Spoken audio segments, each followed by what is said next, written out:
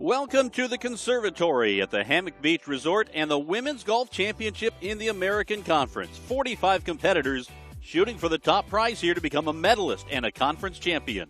Today's third and final round will crown the champion. Both the teams and the individuals looking for glory today.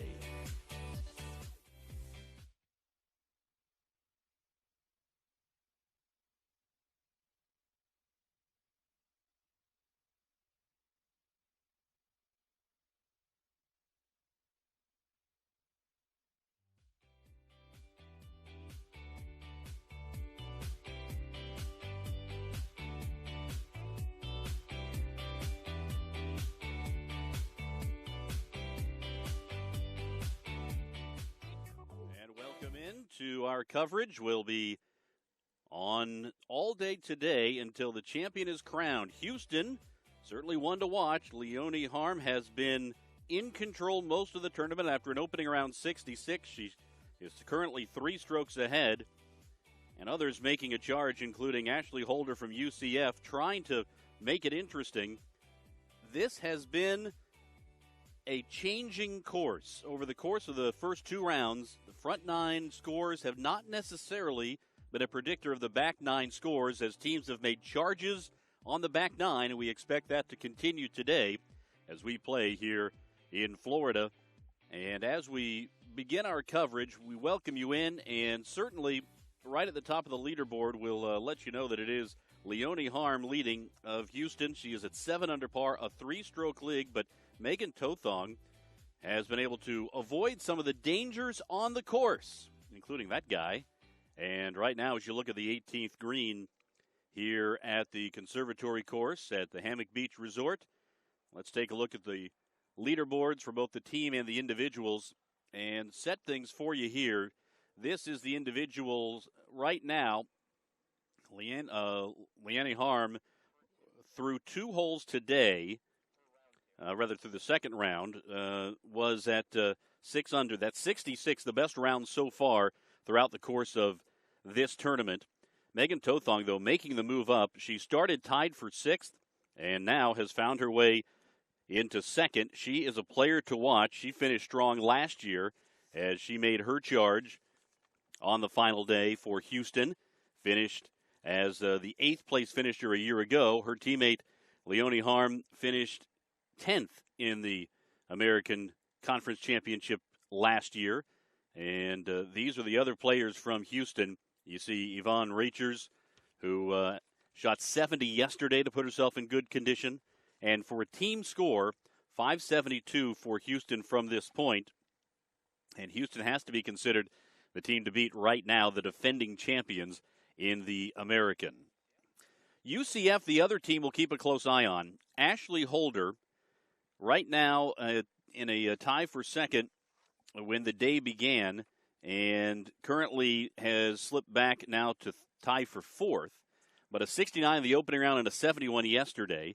Her teammate Maria Balcazar also battling.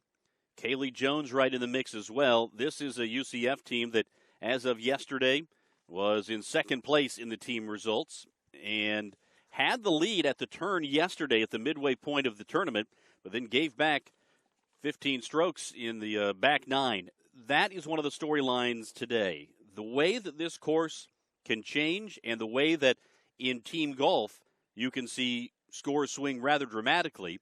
We can see big changes as the players come through down to the back 9, and the top 3 teams with Houston, UCF, and SMU all starting on the first hole today, with the first groups going off around 8:50 Eastern Time. Brigitte Dunn from SMU, their top player thus far in this tournament. And today, as Dunn came in after a 68 the opening round, had a little bit of a battle, really grinded her way through to a 73 yesterday. And then Dunn today, even par through 6 holes. So still hanging in there and certainly within shooting distance of Leonie Harm, and you see the others. Lindsay McCurdy, keep an eye on her. If somebody's going to come out of the pack and make a charge, it may be McCurdy, who hasn't had her best game thus far, but certainly is capable of putting up a big number. And at 580 through the first 2 rounds, SMU in third place. Here's Cincinnati. And Cincinnati, Ashley Cassidy was the leading golfer for the Bearcats through the first two rounds. The opening round 69, followed up with a 1 under 71 yesterday. Cassidy has found some trouble today, however. Made the turn at +4 today, back to even par for the tournament.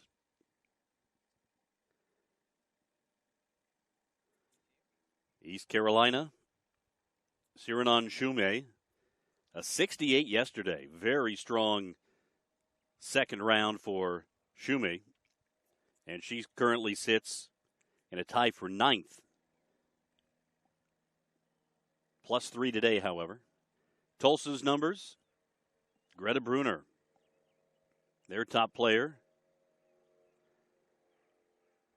Brunner, a couple of bogeys on the front 9 today after a 71 in the opening round.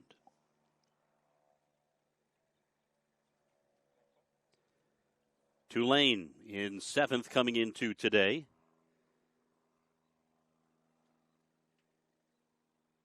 Gabrielle Correa, 72, even par in the opening round. The best round turned in by any of the Tulane golfers was a first round 71 by Hayden Gibson.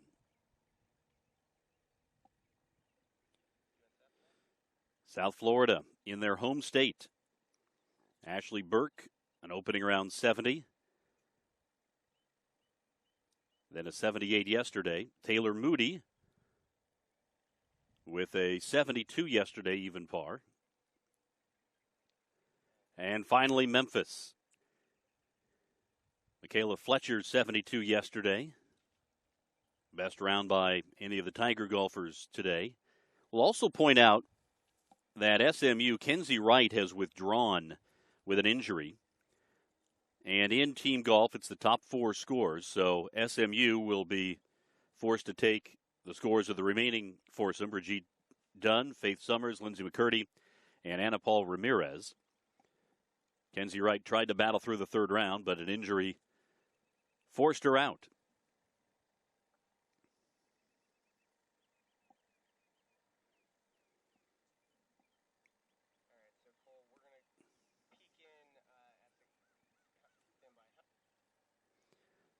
Women's Golf Championship here from Hammock Beach Resort, the Conservatory Course in Palm Coast, Florida, just about an hour south of Jacksonville, down I-95. Beautiful course. First year hosting this tournament. We'll be back here next year. The sister course to the Conservatory, the Ocean Course, undergoing some work, not only some scheduled work, but some unscheduled work as well after Hurricane Matthew came through this area back in October.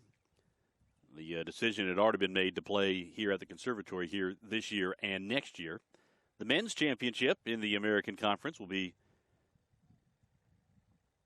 next week, Tuesday, the final round, Sunday, Monday, Tuesday at Innisbrook near St. Pete.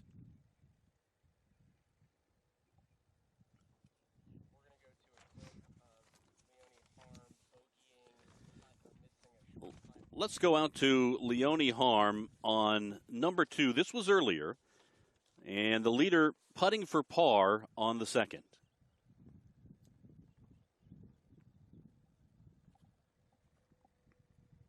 She came into today at -8, missed that one there, would have to settle for bogey. And Harm at 7 under, still with a 3-stroke lead, though, over Megan Tothong, her teammate. Faith Summers of SMU. So the top 3 golfers as of right now, all playing their college golf in the Lone Star State. 2 Houston Cougars and 1 SMU Mustang. Then a pair of UCF Golden Knights to follow Ashley Holder and Maria Balcazar. Brigitte Dunn of SMU also in that mix. Right now at -3. There are only 2 more golfers in addition to that group I just mentioned who are at even par or better. Kaylee Jones of UCF is -1 for the tournament. And Ashley Cassidy of Cincinnati is at even par. She was at 4 under to start the day, but is given 4 strokes back on the front.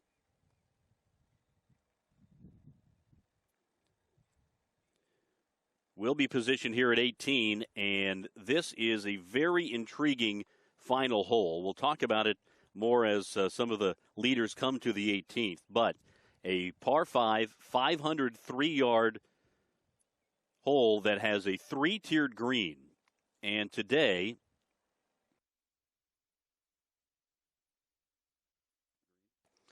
if you look at the green, and there it is, you can see the back tier where the flag is positioned is going to offer some very interesting opportunities for golfers coming in on their final holes, because a ball that comes up short on that top tier is an almost impossible putt to judge speed-wise coming back down. Saw a couple of the early golfers who started on 9 coming through, and some terrific efforts there. You almost have to die it right at the end of the ledge and let it just trickle down toward the hole. And if you wind up in that middle section of the green, as you see, then you really have to judge not only the pace but also the line, because it'll really swing back down and to the right as you see it from here, back toward the water. And this could be a thrilling final hole if the competition comes down in that way. It'll certainly be something for us to follow throughout the course of the afternoon. As it stands right now, UCF has the team lead at 4 under par. They're -1 today. Houston at 3 under par, +1 today. Then SMU making a move today, 5 under through 9 holes at 1 under par for the championship. Those are the three in best position to make a move on the team championship. Next is Cincinnati at 14 over. So you're talking about a 15-stroke swing, and you might say, well, that seems impossible, but it happened yesterday. So we won't count anybody out at this point as we continue our coverage here from the Hammock Beach Resort Conservatory Course in Florida. Let's go to the third hole, and this is Ashley Holder's tee shot. Holder from UCF. Very stylish with the footwear.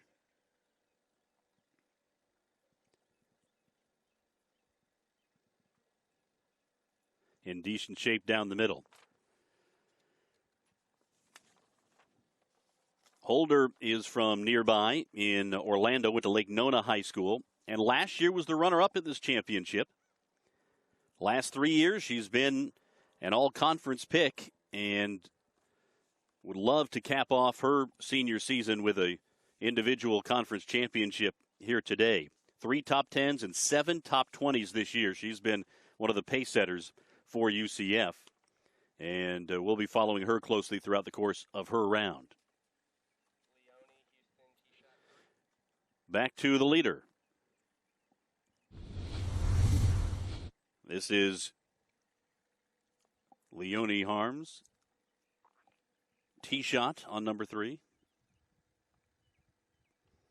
And in good shape for a possible birdie putt there. So Leonie Harm, sophomore from Germany. Her story is an intriguing one. Nearly killed back in May of 2013 when she was hit by a car. And as you can see, has certainly recovered, and now one of the top golfers in the American Conference. Shot a school record 66 last month at a tournament in Tucson, and then a week later equaled it in Mesa. So the American Southwest has been good to her.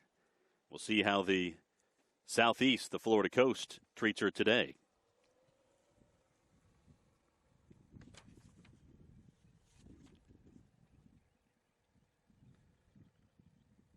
Beautiful day here in Palm Coast, 83 degrees. Here's Ashley Holder from UCF. Her birdie attempt on number 3.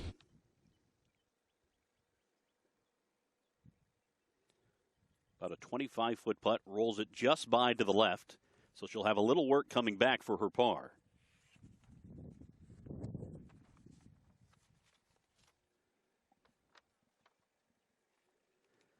As the day goes on, we anticipate the winds will pick up. We've seen that the first 2 days. And that's typical this time of year in Florida. And this close to the ocean, you can get that ocean breeze sometimes. You can see the flag on 18 here moving fairly substantially. And as the winds pick up, the course certainly becomes more difficult, particularly some of the longer holes. This course is set up with a par 5 at 9 and a par 5 at 10, and then you don't see another par 5 until the 18th. So chances for eagle,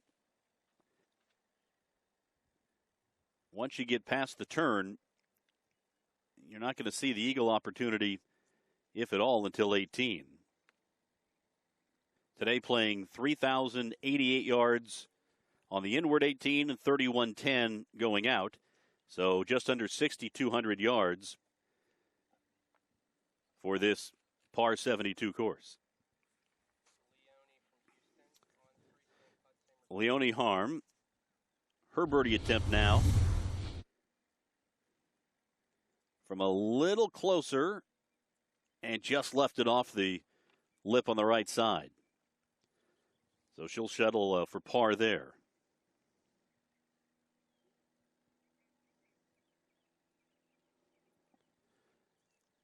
Leone Harm of Houston in the lead at 7 under par to this point.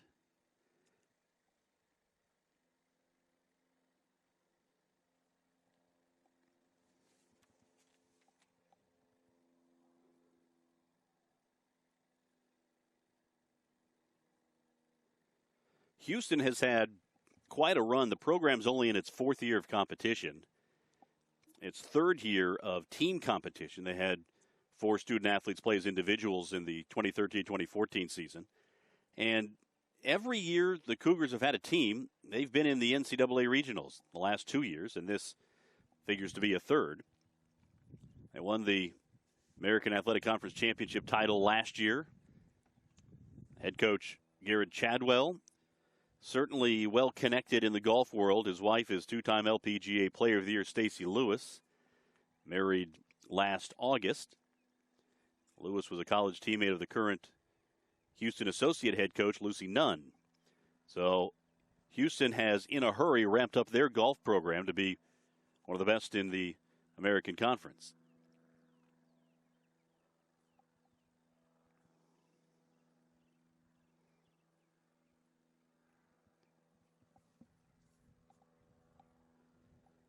We expect the leaders to come to 18 sometime around 3:15 or so.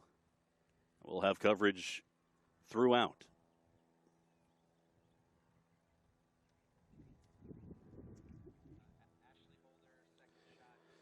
Let's go to the 4th. Ashley Holder, this was earlier, her second shot on number 4, out of the sand.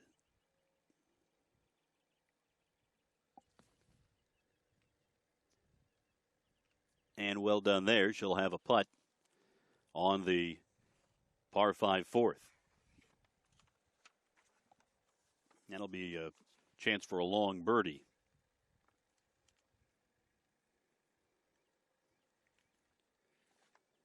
Of the 9 teams competing here today, Tulane, South Florida, and Memphis were the bottom 3, as we mentioned. They went off number 10, starting at 8:30 this morning. So those 3 schools have had their groups come through 18 already, playing the front 9 and then went to the back 9. Cincinnati, East Carolina, and Tulsa began as early as 8 o'clock, and each team having one representative in the threesomes. Then Houston, UCF, and SMU, who finished yesterday as the top 3 teams in the team competition, set off at 8:50 this morning.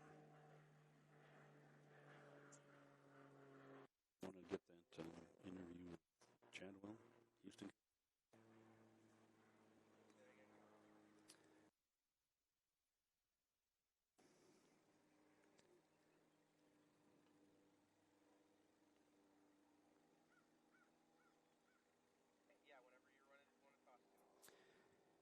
Houston, the defending champions here. Let's hear from their head coach, Garrett Chadwell, as he visited with Ashley after yesterday's second round. Coach, great second round for your team today here in the American tournament. Now, Leonie, Megan, and Yvonne all shot 2 under par today. How did you work with them individually to keep them on track and on pace today? It was just, we just told them to be patient.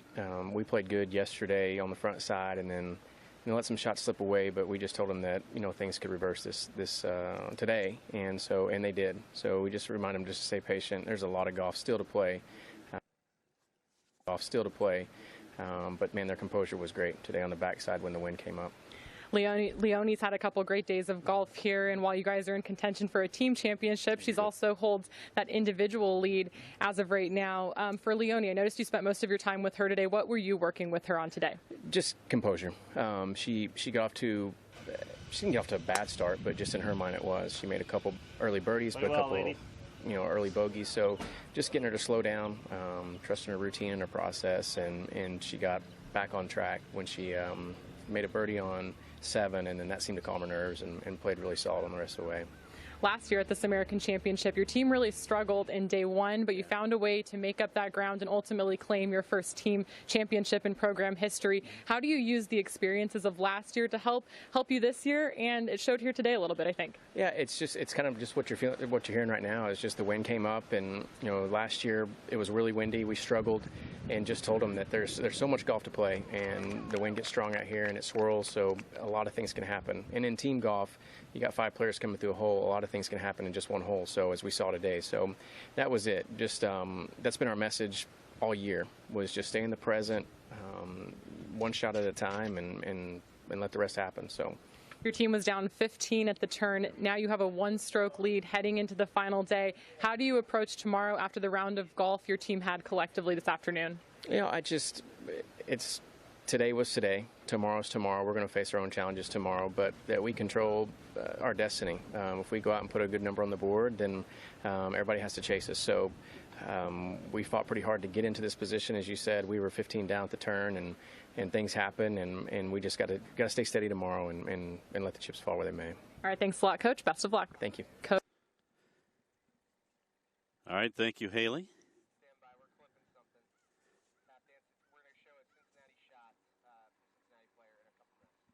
The few clouds you see off in the distance, not providing a lot of shade here on the course. And although there's not been much rain in the area lately, there are some spots on the course near the water that have been certainly a little susceptible to some plugging. We saw a ball earlier on an approach shot here on 18 that plugged. So we'll keep a close eye on that and be looking forward to hearing from some of the competitors as to how the course is playing today and if that becomes a factor at all. These greens, though, should dry out as the day goes on, particularly as the wind picks up. And if it does, that's going to make these greens quicker.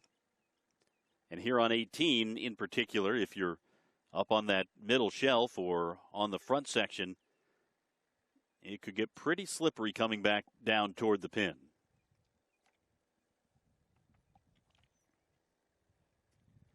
We were talking about Houston's success. UCF has also certainly done well for themselves. The last 2 years, the conference coach of the year is Emily Marin, the UCF Golden Knights. Her 5th season, won a conference championship back in 2015, and very strong team again with Ashley Holder and Maria Balcazar leading the way for the Golden Knights this year. They're a team to keep an eye on, as we will throughout the course of this competition. And today's final round, as it stands right now, UCF with the lead at 4 under par for the tournament. Here's Cincinnati's Ashley Cassidy. Let's go to the 3rd. Cassidy was tied for 2nd when the round began.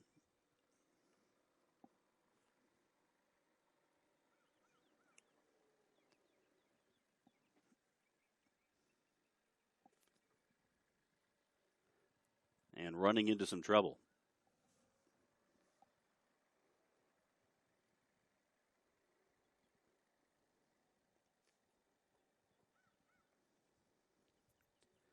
There are 2 teams from the state of Florida in this competition, in addition to UCF.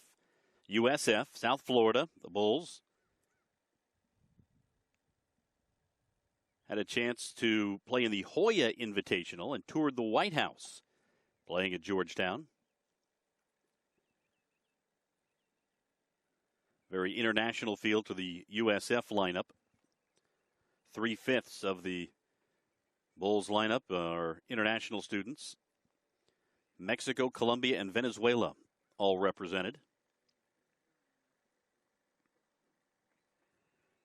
Coming into this week, UCF was the highest ranked team in the conference at number 28 on the GolfStat rankings.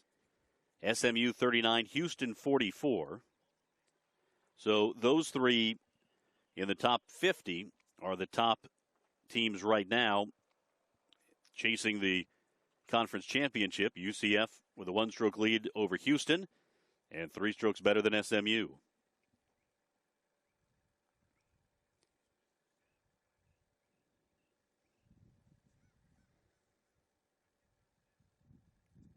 As we mentioned, though, things can change in a hurry for teams playing on this course and in this competition.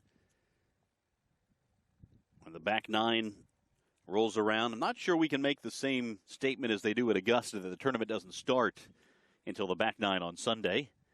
But the back 9 on Tuesday here is going to be very interesting.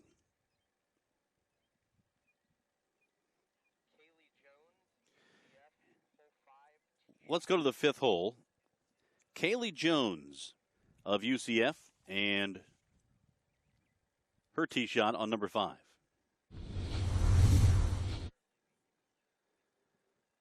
.388-yard par 4.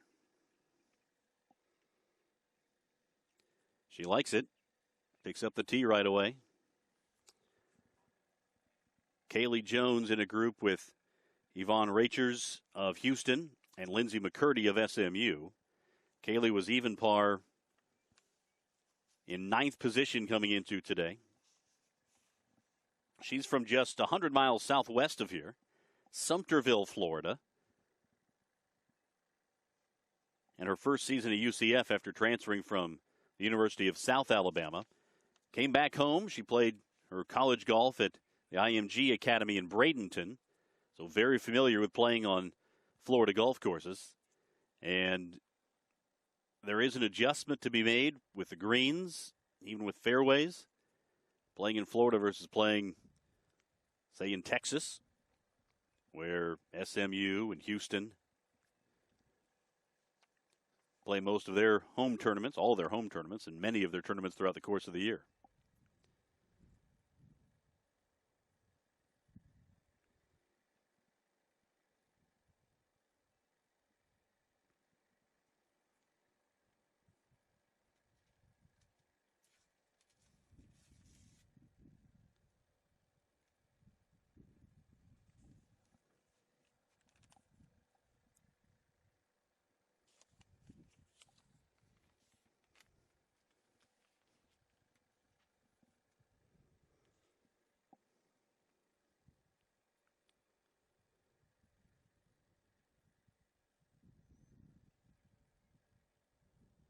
Mentioning SMU and Lindsay McCurdy, one to watch. We'll get to her here in just a moment. On number 3, though, it's Greta Bruner of Tulsa. She was in the top 10 entering play today.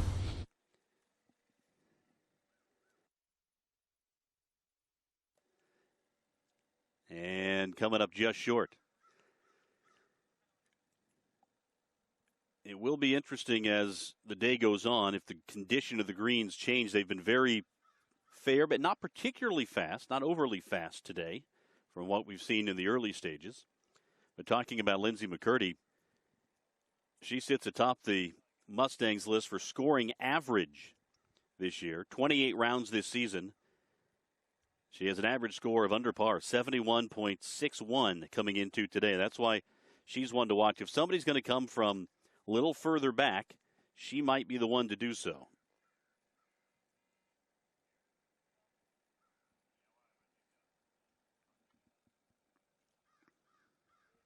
She's 3 under making the turn today, and 1 over for the tournament.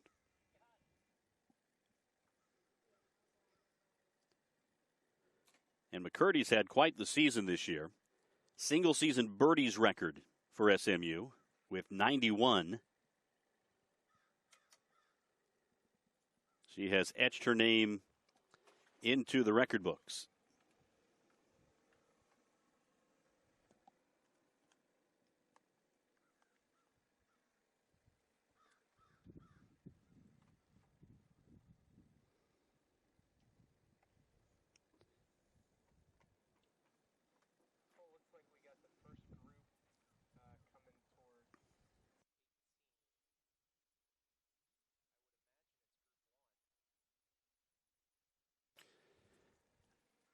And our first group of the first hole tee pairings coming to 18 now. This is Tara Liebert of Cincinnati, Carly Cox from East Carolina, and Nicole Marquardt from Tulsa.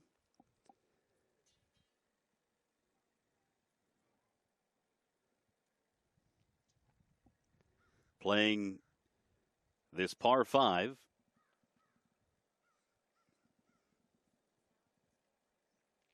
Again, 503 yards. Playing from championship tees. This is a little longer than the course would play from the women's tees here typically. And she's tucked in behind over there on the right side, hiding behind a couple of the trees.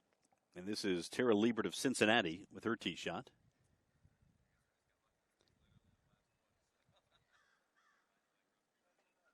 Right in the middle of the fairway. The second shot on this par 5 is really the decision shot for golfers.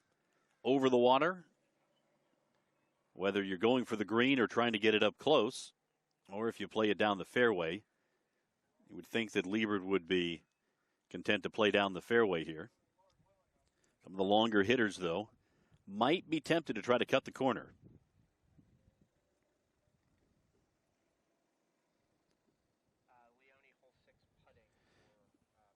Let's go to Leonie Harm on number 6, putting for birdie.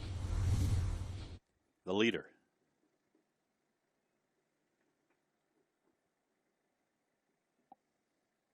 We'll get back to that.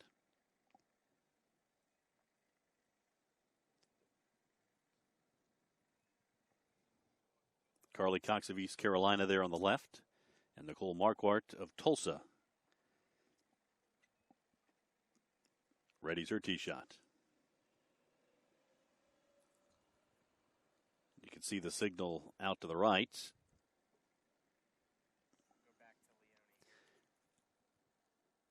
Let's go back to Leonie Harm on number 6.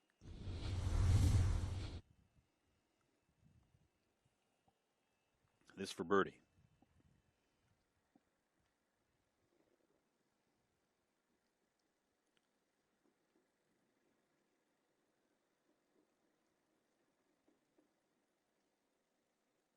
Hopped a little bit on her and came up short. You could really see it bounce a couple of times, and that took some of the steam out of the putt. So Harm will have that left for par. And the tap in. Harm with a 2-stroke lead right now, so par is certainly an acceptable score as the trio of Tara Liebert of Cincinnati, East Carolina's Carly Cox, and Tulsa's Nicole Marquardt make their way down the 18th fairway.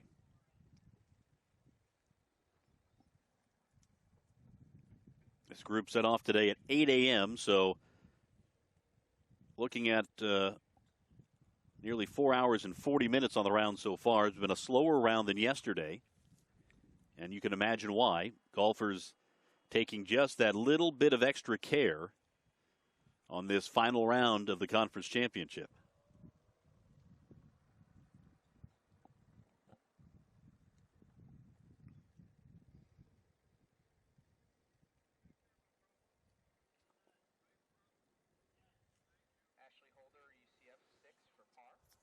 Back to the 6th hole now. And it's Ashley Holder of UCF, her par putt.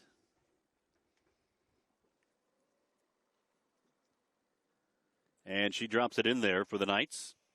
Holder with par.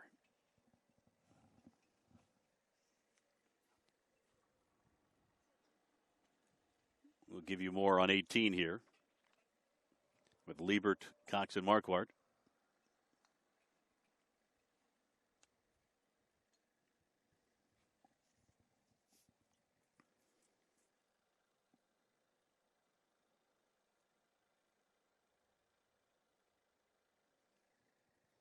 I believe Marquardt is away, and she'll be the first to play.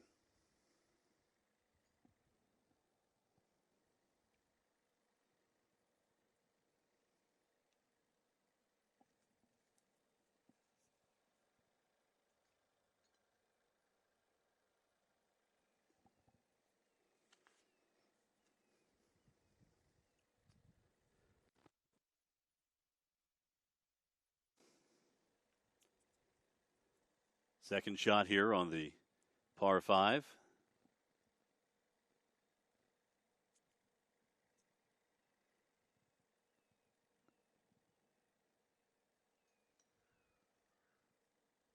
You went with it. I figured I'd just go for it.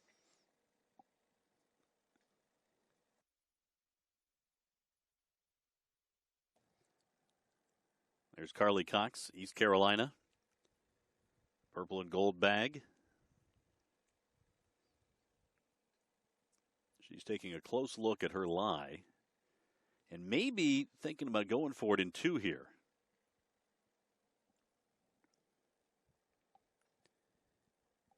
Came into today in a tie for 36, that 10 over par.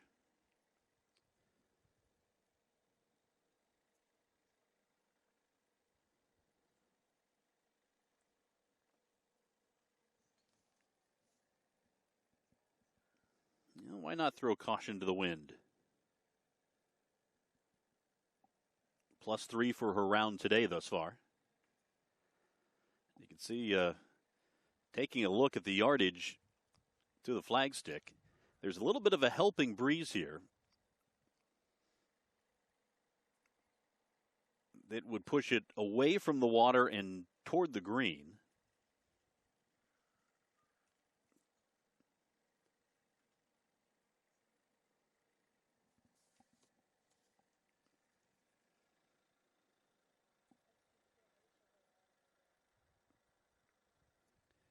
It's almost that Carly Cox is trying to talk herself into this one.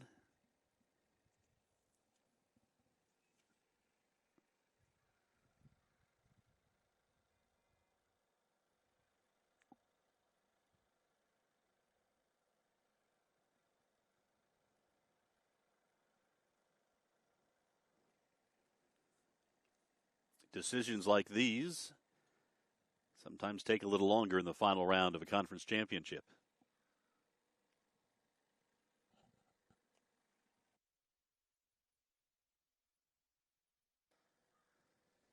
Hole 7, Leone, shot 3. While she's thinking about it, let's go back to the leader. Leonie Harm on number 7. Her third shot on the par 4. Putting from the fringe.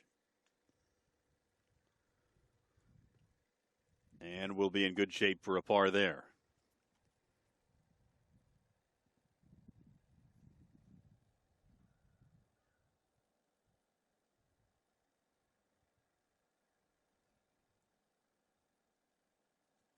Now, Carly Cox has left her bag in the fairway and has gone over to have a conversation with somebody. Maybe a rules official.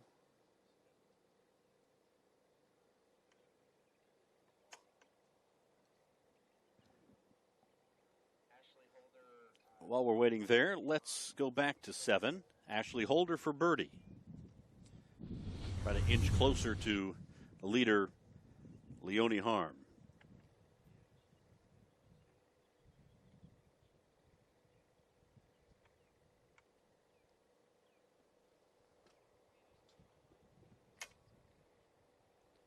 Down the slope, little right turn. Didn't leave enough of it. Birdies have been hard to come by here in the early stages for the leaders. Tap in par for Ashley Holder, whose best finish this year was in the Sunshine State. She tied for fourth at the Gator Women's Invitational in Gainesville. Now back to 18. And Carly Cox continues to survey her options here on the par 5.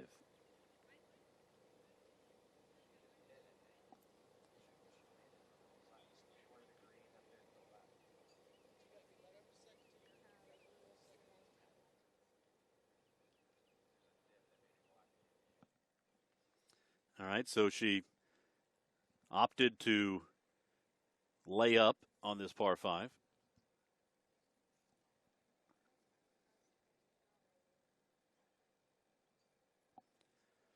Now there is Tara Liebert from Cincinnati.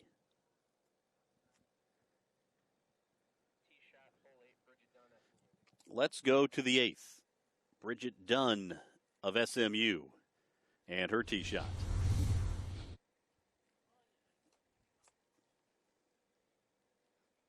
Dunn tied for second at the moment. And on this par 3, beautifully done. She'll have a shot at birdie there.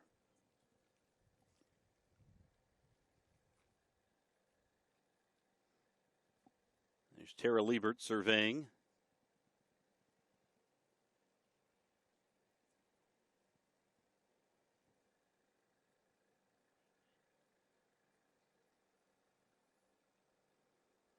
And she's waiting for Nicole Marquardt a little further up.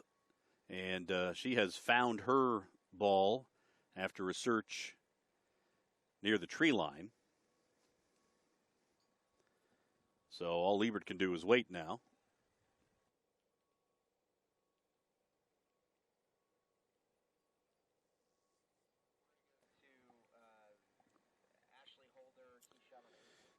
Ashley Holder now at number 8. Well, we continue to follow the action here at 18. Holder from UCF.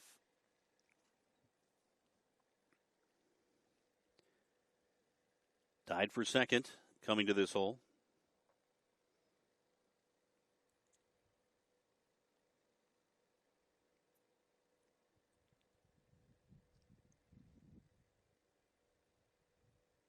And she'll play it down the slope as well, and she'll have a shot at birdie.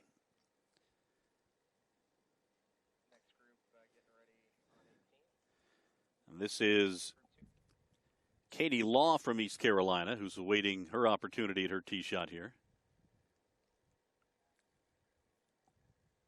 While she's on the tee, Tara Liebert is playing in front of her. Should not interfere with play.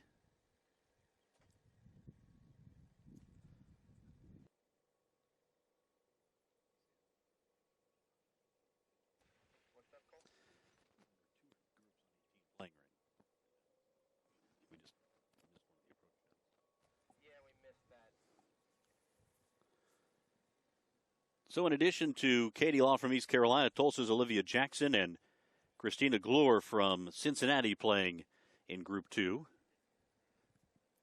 And here comes Carly Cox of East Carolina to take a look at her chances. Just a moment ago, this was Tara Liebert of Cincinnati. And her approach.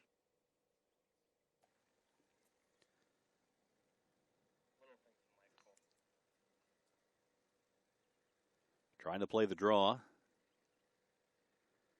And came up short and right.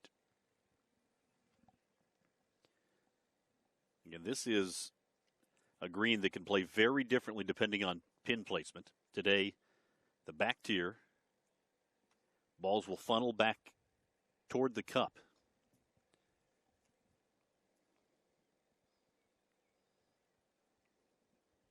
As you see, Nicole Marquardt of Tulsa looking at her approach.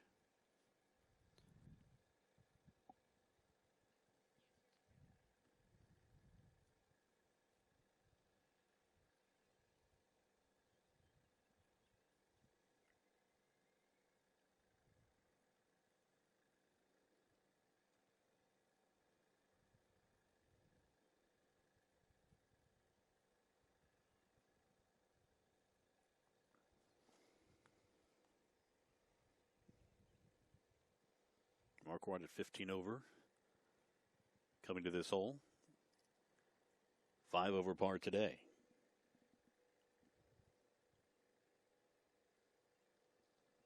Rebounded nicely from an 80 on the first day to shoot 74 yesterday.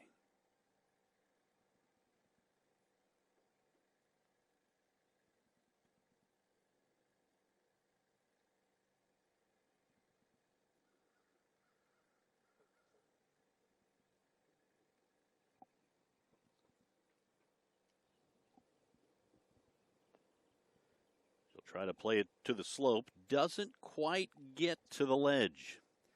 So that will be an adventure of a putt coming down the slope for Marquardt.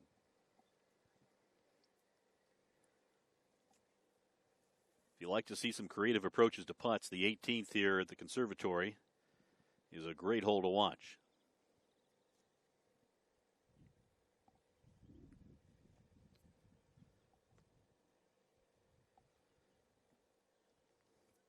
Tara Liebert of Cincinnati was taking a look at hers. Carly Cox now from just off the green. She'll chip. She'll want to die it just at the edge of the ledge. Speed control is everything here.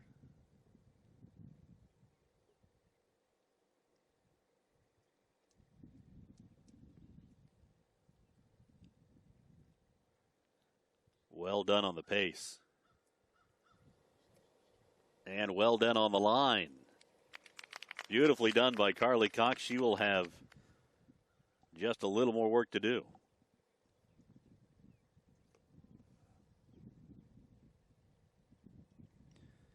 Now Tara Liebert in the sand.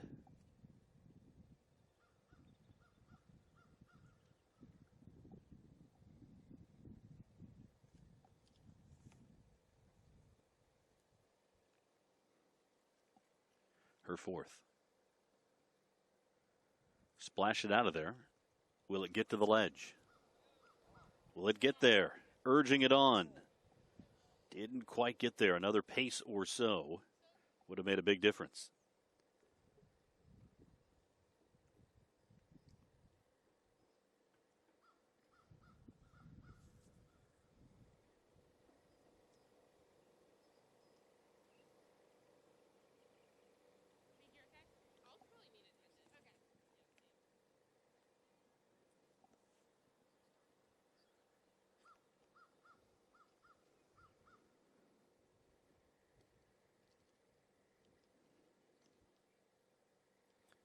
Nicole Marquardt now. Looking at what she has left.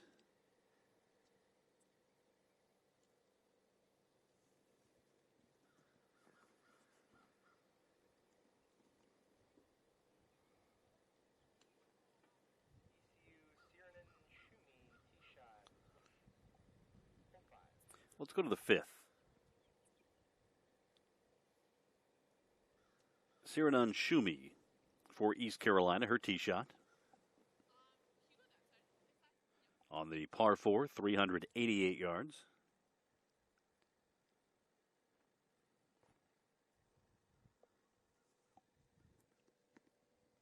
And Shumi making a bit of a move here today. Tied for 8th at the moment.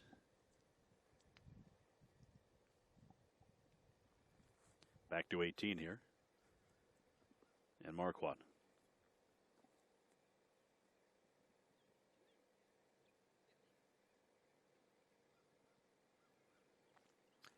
A long and treacherous birdie putt here.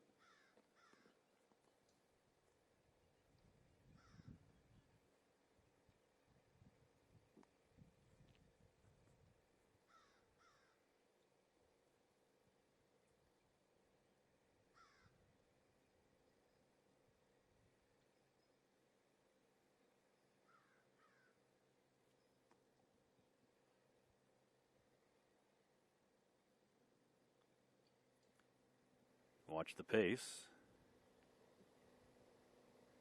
All right, not bad. Chance for par there. Where your approach shot winds up on this green completely changes your approach. Again, just shy of the break of the ledge here for Tara Liebert. First golfer in for Cincinnati.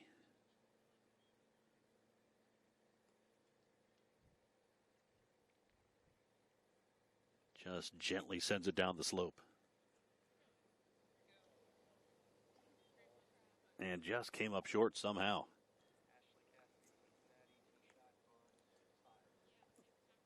Let's go to number 5 now. Liebert's teammate Ashley Cassidy with her tee shot on the 5th.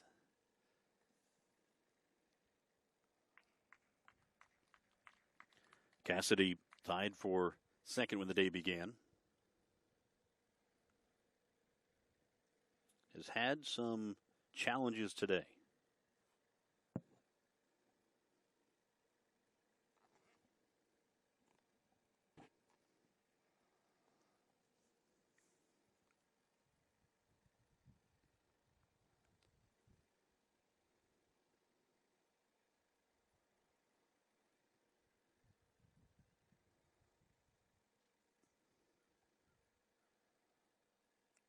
That one going to be close to the bunkers. Back here on 18, Nicole Marquardt.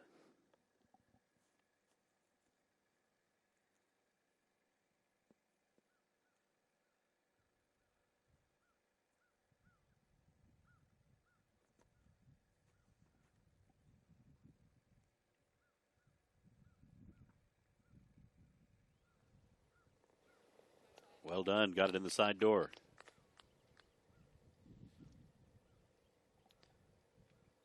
That will leave East Carolina's Carly Cox to finish up.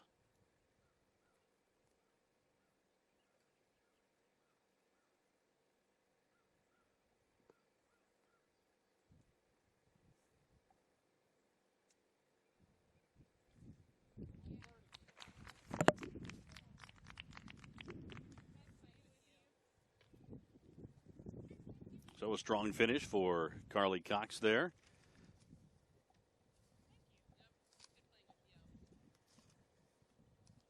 And a great show of sportsmanship to wrap up the 18.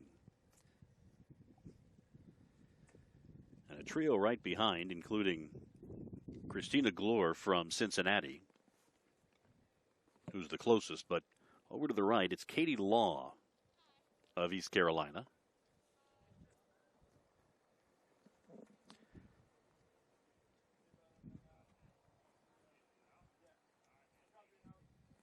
And she'll go for it from here.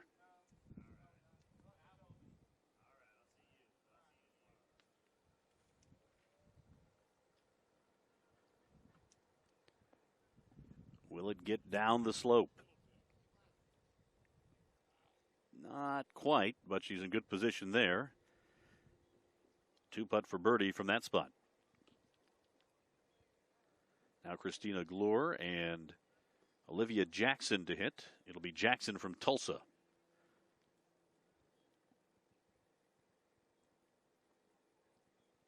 This her third. Got it beyond the ridge and settles down nicely.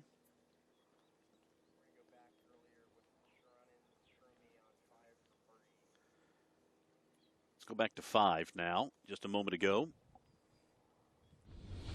Siranan Shumi of East Carolina. This for birdie.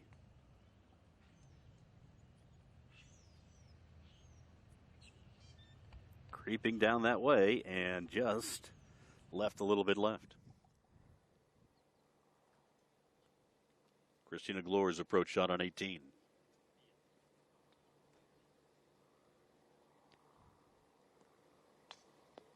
Got it down below the ridge as well, and it checks back up the hill a bit. And she'll have that left for birdie. So 2 holes, 2 balls down on the lower level here.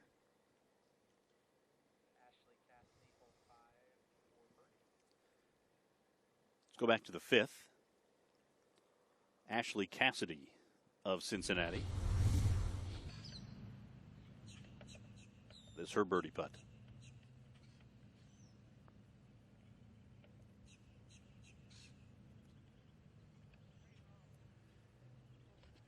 And she'll have that for par.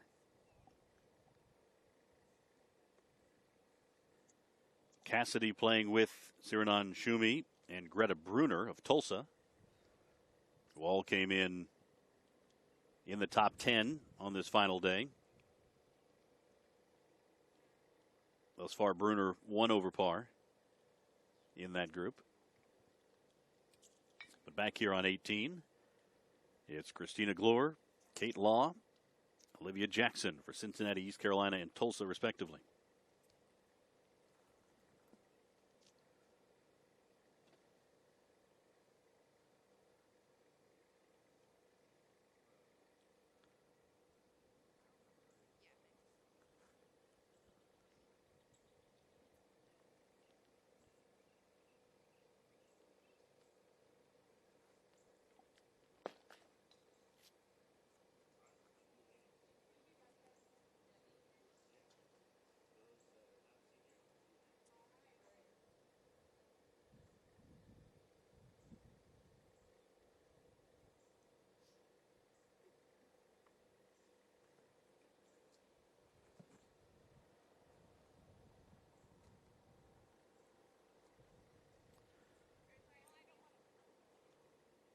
Law will be first.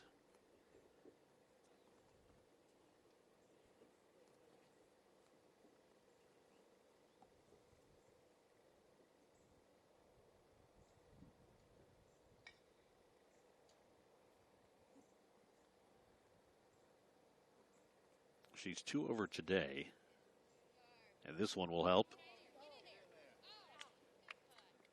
Really judged the pace very well. It's not an easy putt coming down off the ledge. She knocks it in for a birdie.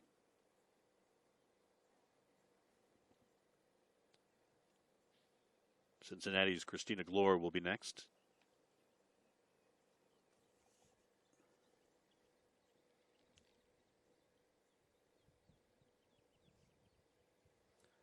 Went over 73 yesterday.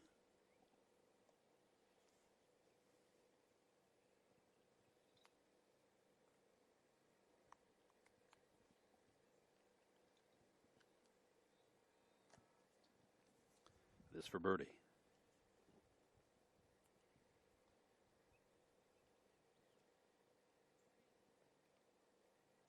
So she'll have that for par.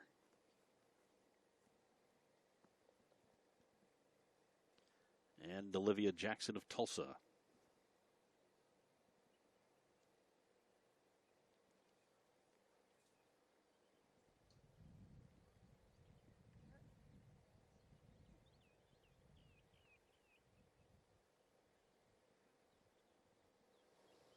So a lot of putts left short here on this bottom tier so far today.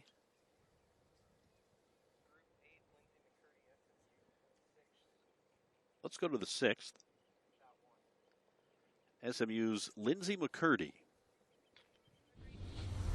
The par 4, 386 yard.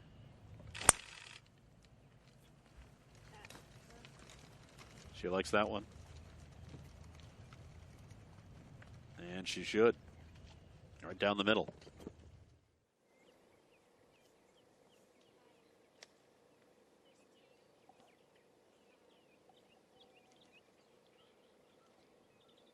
Back here at 18, the next group to come through will be Annika Hitt of Cincinnati, Dorothea Forbridge of East Carolina, and Nadia Majizeda from Tulsa.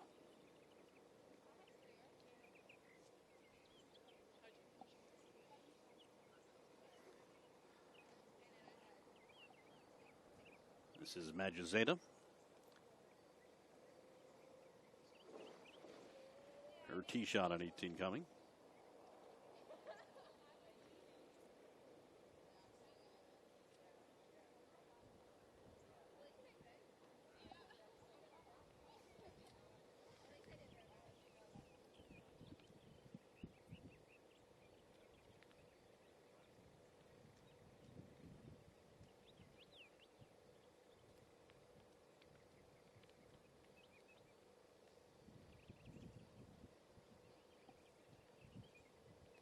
So in good shape off the tee.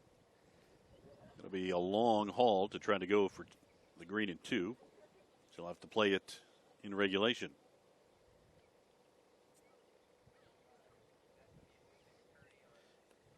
Let's go back to 6. And Lindsay McCurdy of SMU. Now an attempt at birdie.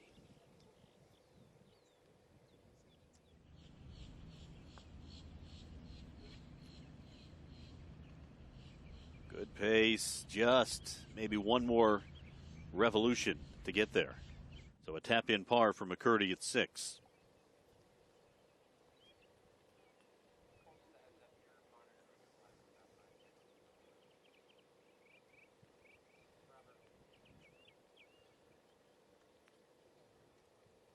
Back here at 18. Wind picking up a bit more as the trio of Nadia Majid-Zeta for Tulsa, Dorothea Forbridge of East Carolina, and Annika Hitt of Cincinnati stride down the final fairway.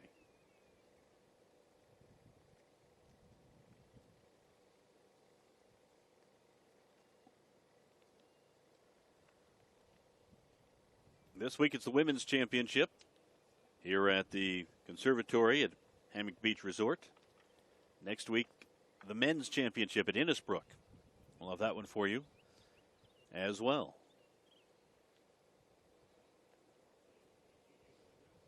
These two courses hosting the Women's and Men's Championships respectively this year and next year. Women's Championship has found a home here in Palm Coast for the last 4 years. It was the sister course here to the Conservatory, the Ocean Course at Hammock Beach.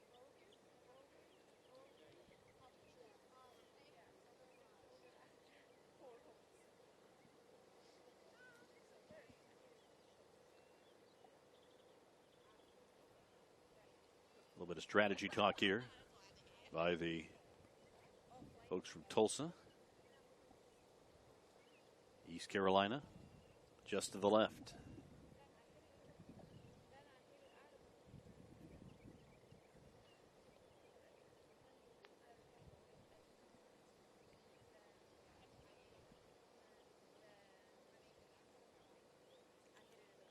This is Annika Hitt down behind the dunes.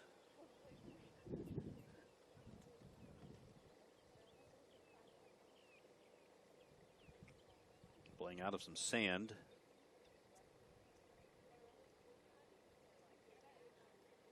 And is not a spot we've seen many golfers have to play from.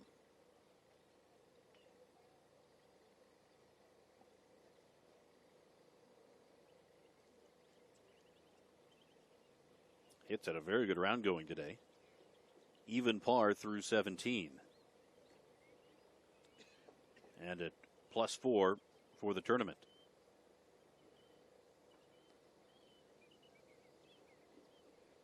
Shot a 72 yesterday. Trying to play the last 2 rounds in even par. Tied for 13th when the day began. Which is right where she is right now.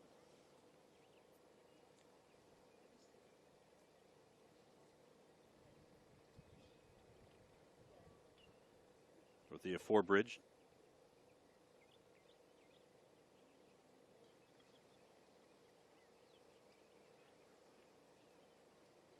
Considering the yardage to the flag. This would be very aggressive to go for the green in 2 here. Maybe just deciding on club selection to leave her the optimum approach on her 3rd.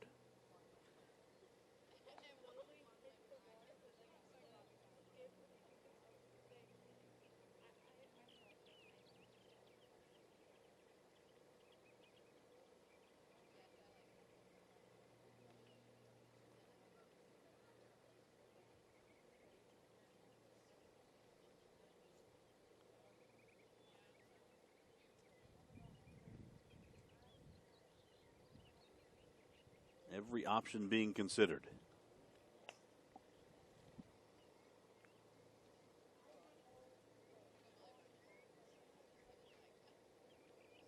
Second shot for Forbridge here on the par 5.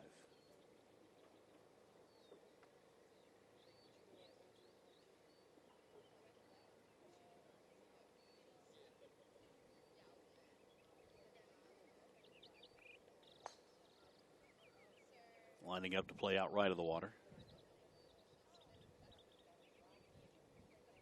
There is some danger if you don't get the yardage right to the traps. You could find yourself in the sand on this line.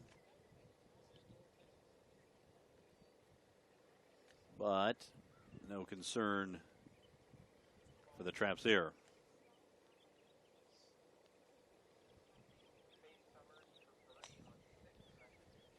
Let's go to SMU's Faith Summers on number 6. Tied for 6th coming into today. This is a birdie attempt.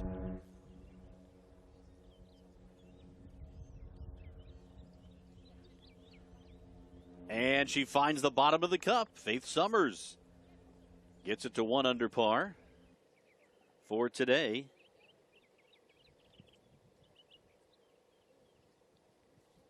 Three under par for the tournament.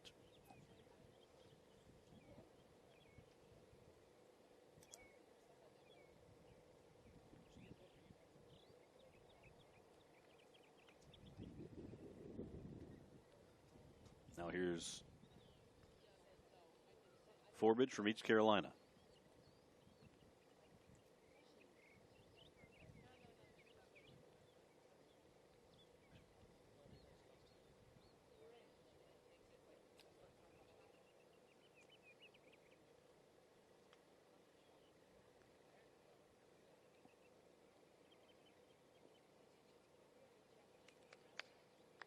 Just short of the green in 2, and she'll have a good look at this one.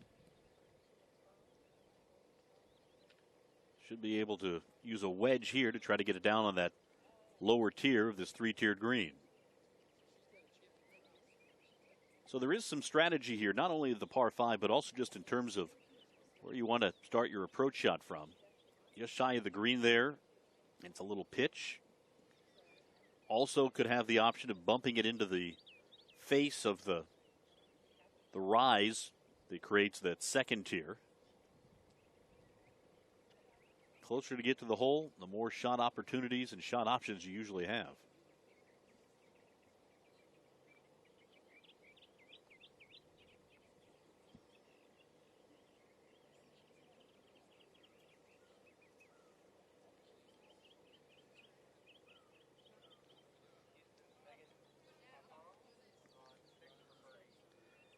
Let's go back to number 6. Megan Totong. Her birdie putt.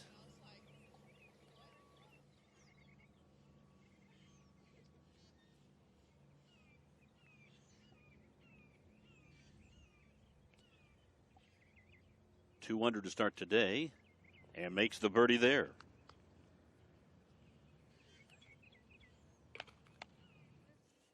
So Totong, who was 8th in the championship last year,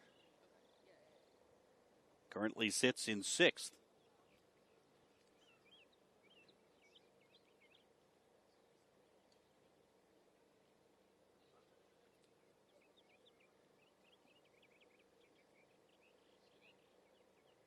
Here's the third for Tulsa's Nadia Majidazadeh.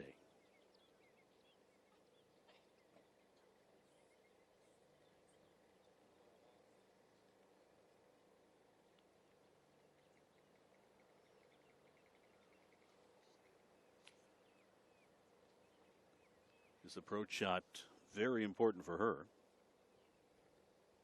After shooting an opening round even par 72, she was 76 yesterday, and she's even coming to the 18th, even for the day.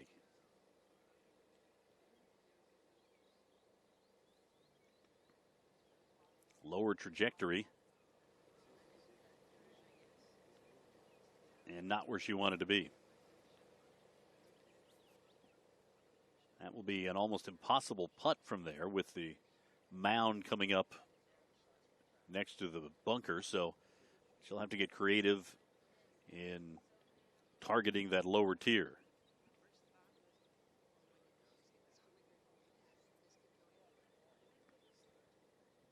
Annika Hitt taking a look at her options. It'll be Dorothea Forbridge of East Carolina next.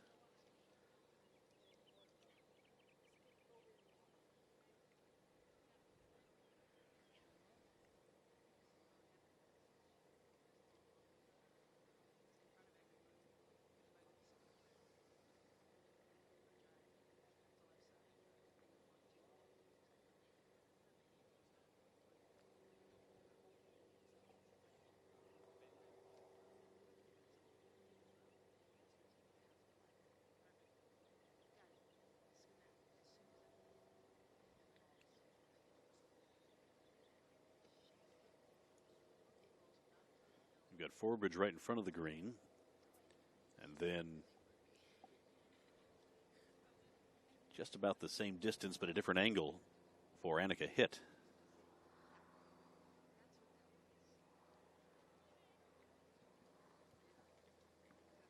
Forbridge in the fairway. Hitt in the first cut.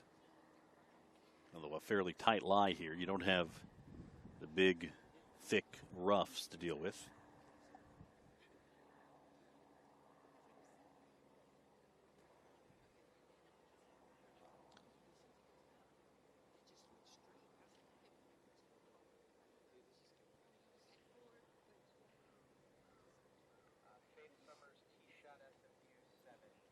Let's go to the 7th while we wait.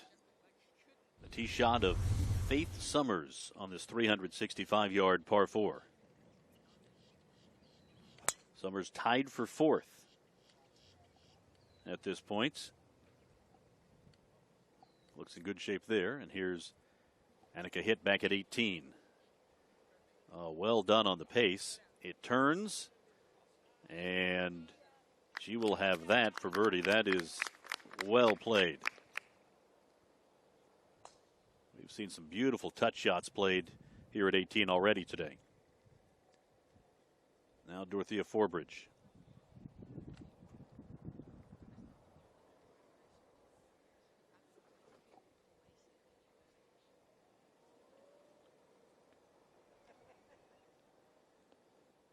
Lands it on the second level. Took some pace off. And look at this. She'll have a birdie attempt from there.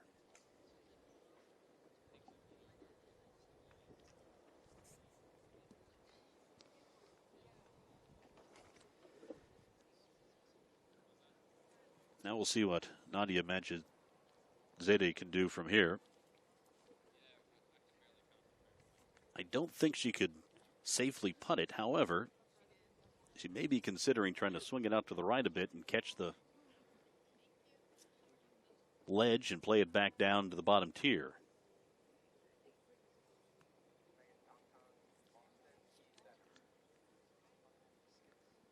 Let's go to 7. This is Houston's Megan Totong. All conference last year. Has won in the state of Florida twice. She's won the UNF College Championship at the University of North Florida.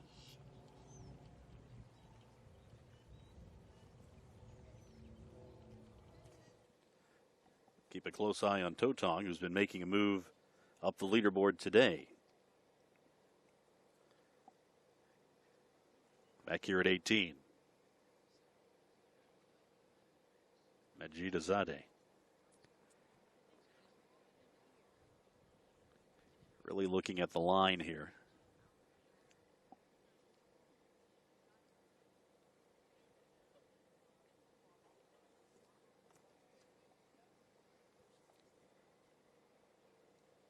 She is going to try to putt this.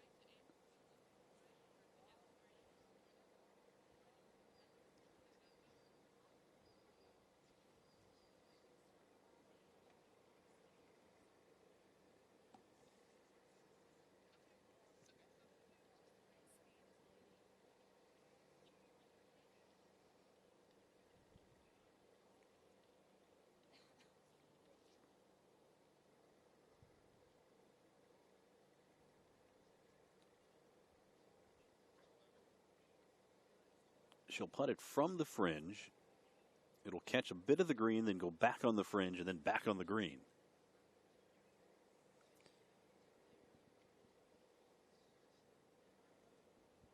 Now she's lining up a little further to the right.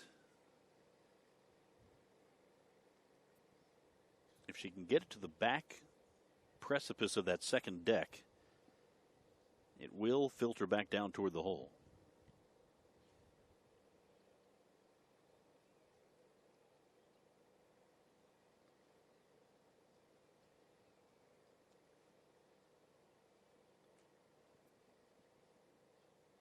Right along the edge of the rough and didn't give enough of it. Just hanging on the edge there. The wind, if it would be helping, is going in the wrong direction.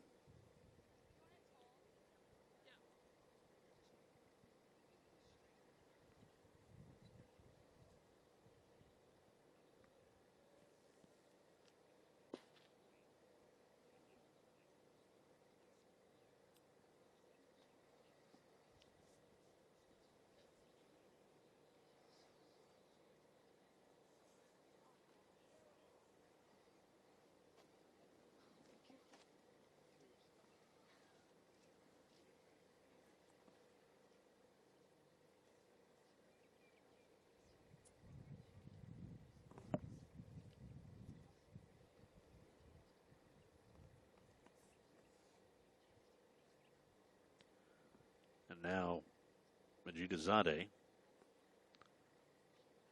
going to have to be very delicate with the pace on this one.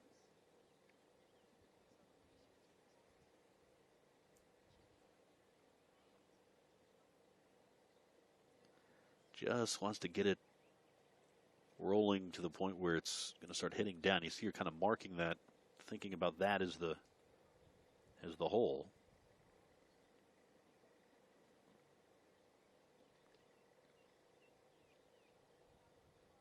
Will not take much. This one will pick up speed as it heads down the ridge.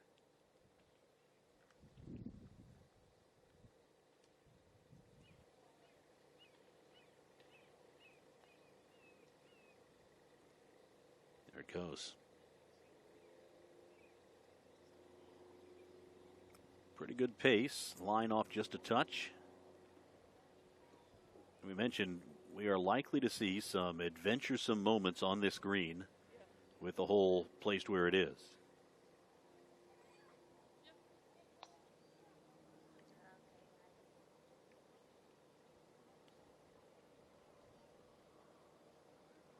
Forbridge now for East Carolina to finish up her birdie attempt here.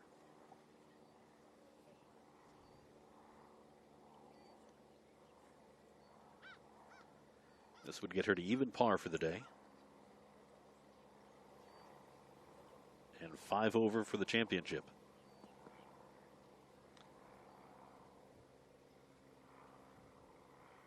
And there it is.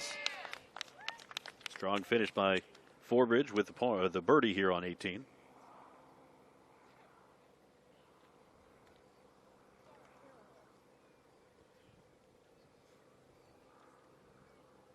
Now Annika hit.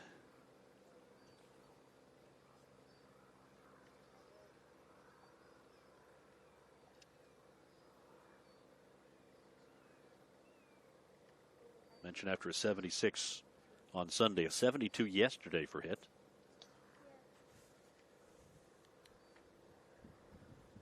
They get Cincinnati into the 4th spot after 2 rounds of play.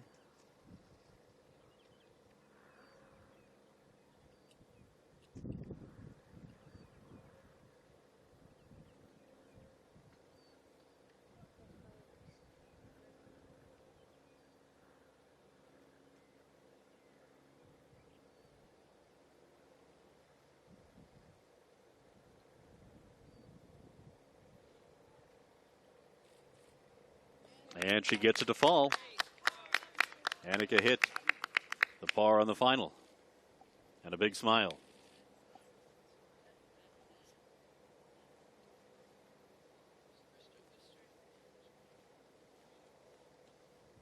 And Majidazadeh be the last in this group to finish up.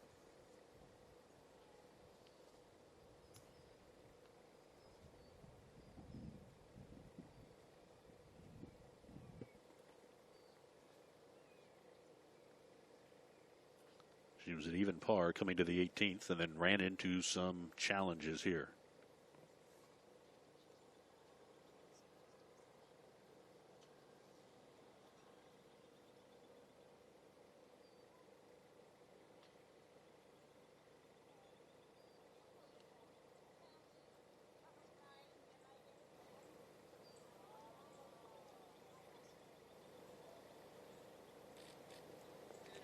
And she sinks it.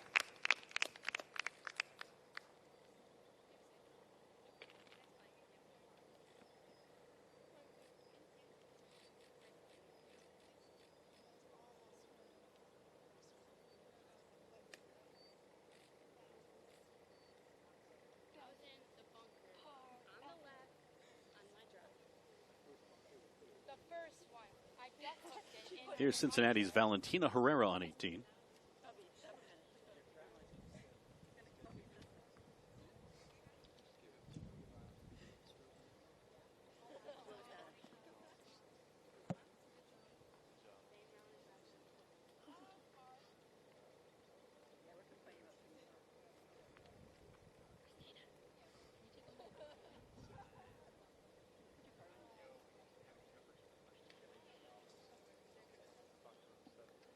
Left this one out to the right.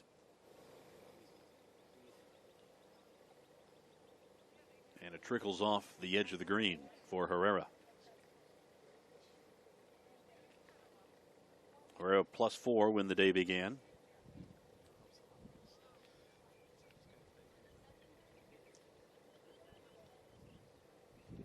And has had a rough day of it today. +10 coming to the 18th. Lisa Peterson of East Carolina. But first it's Annika Strobach, and Strobach puts it right there. Birdie opportunity for Strobach coming up. Now to Lisa Peterson.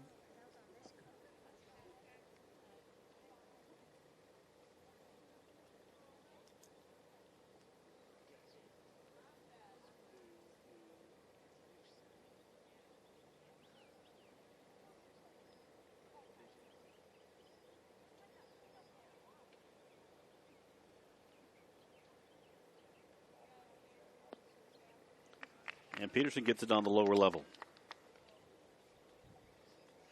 Peterson even par today. And she'll have that for birdie.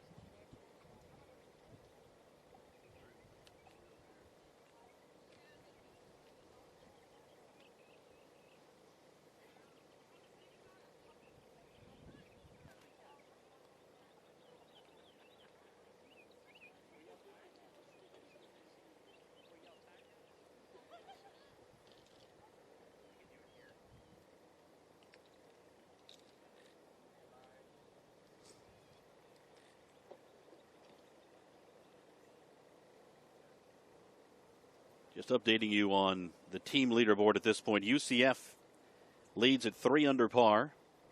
4 strokes ahead of Houston. 5 better than SMU right now.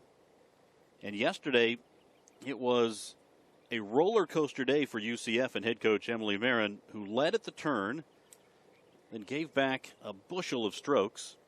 Haley Otten caught up with the UCF head coach yesterday.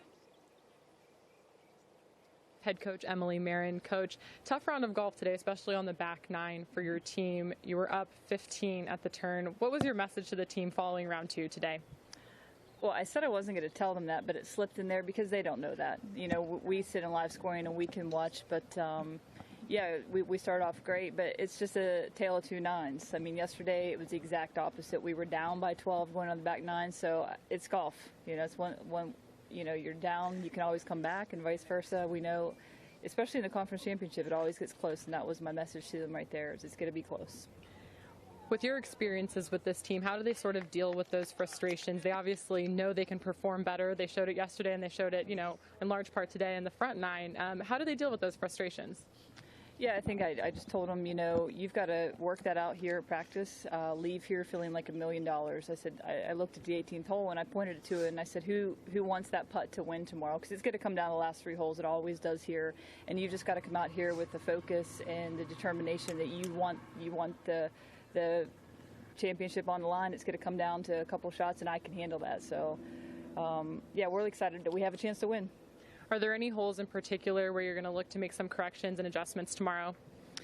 Not really, because it was just the reverse of yesterday. So we played bad on the front yesterday. I think they're all playing really well. It's just a matter of you got to do it all 18 holes, and they'll play tough tomorrow. I know that, and it's going to be close, and we're looking forward to a good championship. And you guys won a conference championship a couple of years ago here. How do you use those experiences from that playing? I mean, it really takes 3 days of golf. You know, no one wins it in one day, but how do you use those experiences just to really tough it out and remain consistent throughout the whole duration of the tournament? Yeah, it's going to be close. I say don't look at live scoring. That'd probably be for the coaches. Don't look at live scoring because it can flip. You know, with a team of 5, you know, obviously a 15-shot lead can go away real quick. So I say just focus one shot at a time on the hole at hand and do the best we can. All right, thanks a lot, Coach. Good luck tomorrow. Thank you.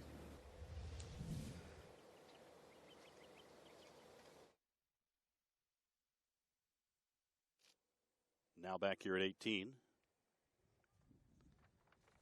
Valentina Herrera for Cincinnati plays it down the ridge.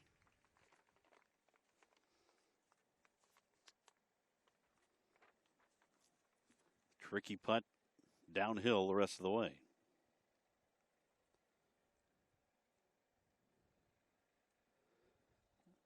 Annika Strobach of Tulsa taking a look.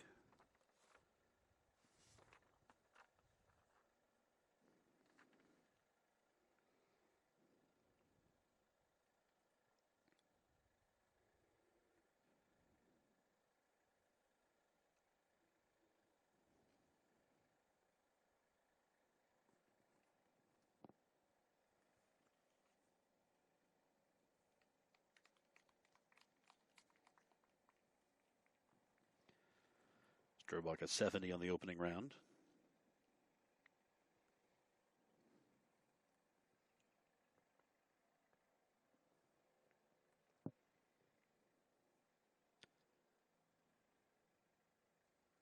And Lisa Peterson of East Carolina. Faith Summers tee shot, Justin for SMU on 9.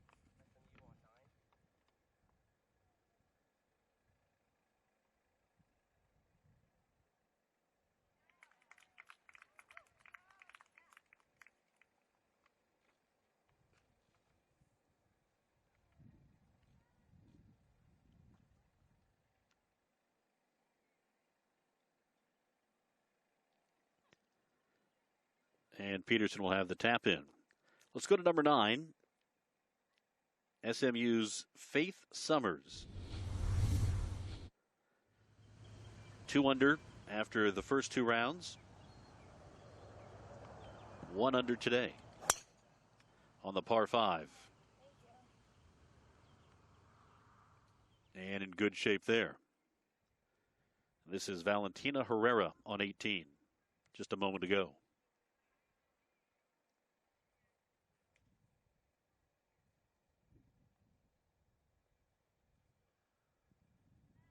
And sent it by on the left. So a rough day for Herrera. And let's take a look at the leaderboard as we continue our coverage of the American Championship, the Women's Championship here at Hammock Beach Resort, the Conservatory Course. Leonie Harm of Houston, 2 over today, but still with the lead by a stroke over UCF's Ashley Holder, who was at 5 under par. Brigitte Dunn of SMU at -4. And then you see Maria Balcazar and Faith Summers at 3 under par for the tournament.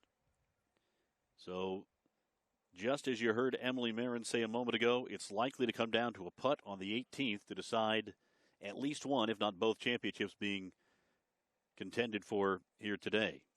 UCF in the team competition, as of the moment, has a 4-stroke lead over Houston, but that can change in a hurry.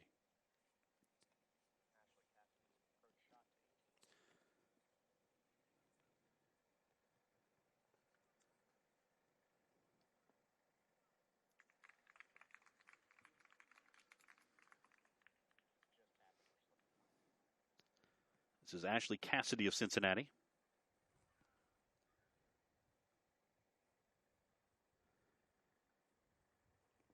got it down to the lower level, and we'll have a putt back up the hill.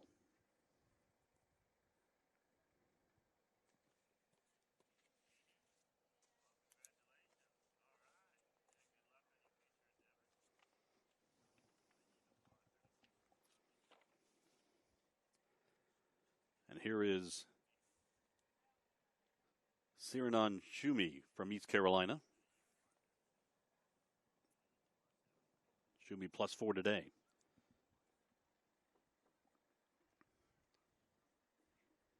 And she finds the lower tier.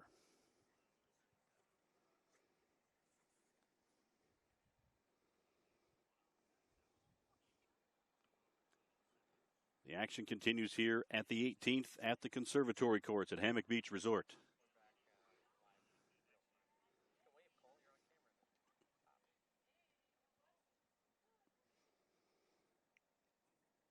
Ashley Cassidy has some work to do.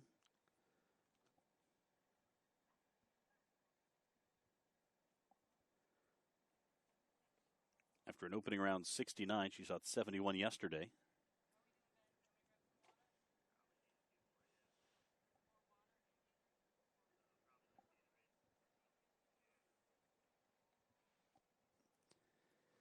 And she will have the unenviable task of trying to play back up to the second tier, then feed it down to the third. This may take a little strategizing.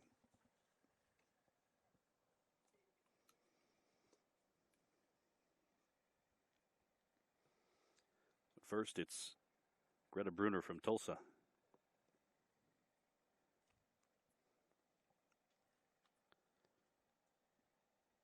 From about 60 feet away. Right on the front portion of that second tier.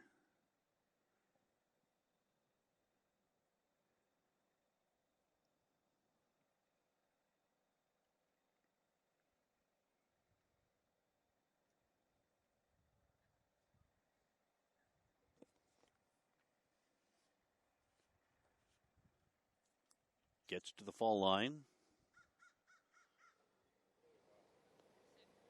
Well played from there.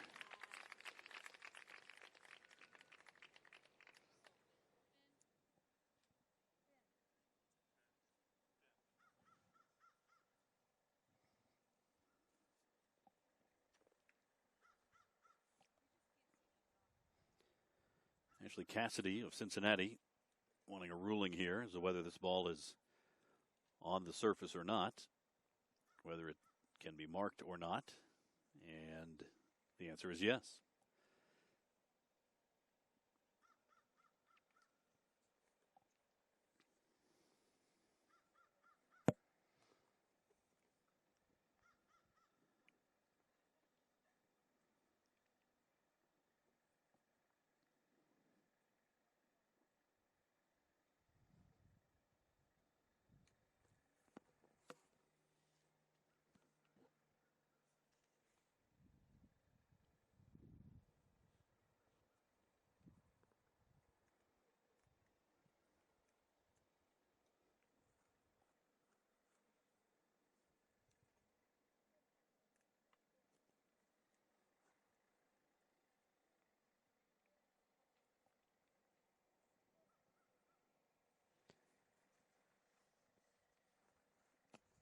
Here is Ashley Cassidy.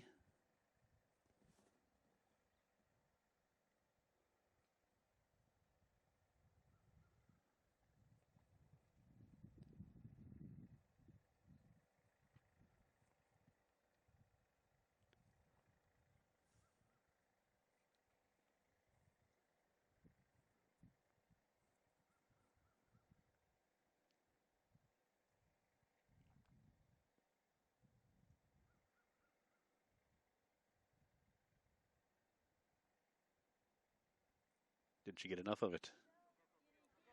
Did she? Not quite.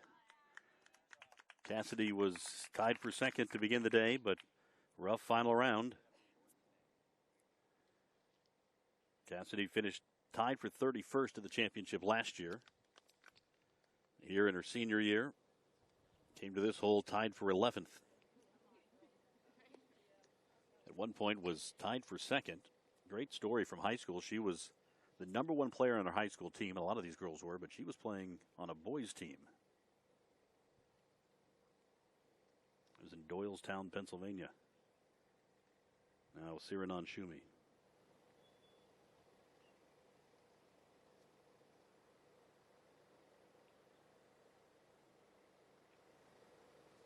This putt on the way and just off the right for the Sanford, North Carolina freshman.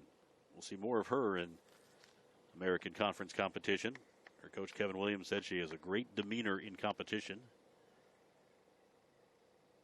And she finishes up her final hole today. Now Greta Bruner from Tulsa.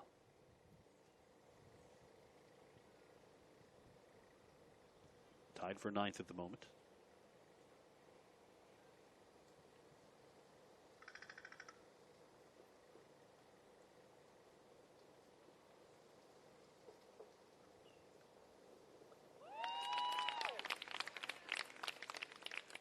Greta Bruner will have a good shot at a top 10 finish.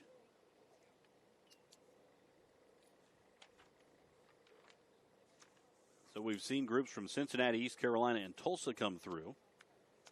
Now the next 5 groups from Houston, UCF, and SMU. Those will be the final groups of the day and of the tournament. Here it's Allie Anderson of Houston, Joanna Larson of UCF, and SMU's Kenzie Wright.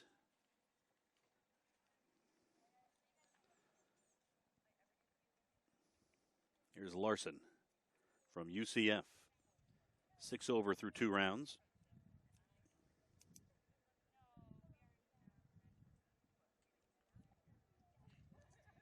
Her approach on 18. Got it to the bottom tier. Makes the turn. And she will have that for birdie.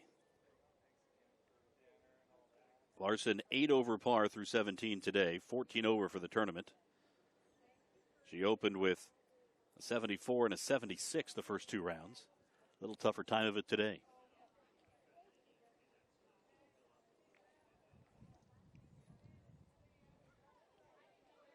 Now, there's just 2 in this group because Kenzie Wright of SMU withdrew with an injury. So Allie Anderson of Houston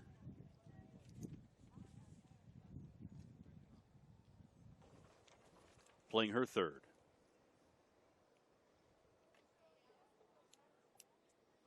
Anderson +3 for the day, 11 over for the tournament. A birdie here would go a long way to assuring her a top 25 finish. Lands it on the slope. And we'll have that for birdie.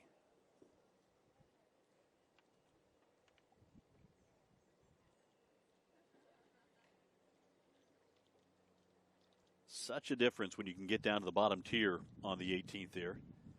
That really has to go into the decision making, particularly for the longer hitters, about where they want to try to place that second shot.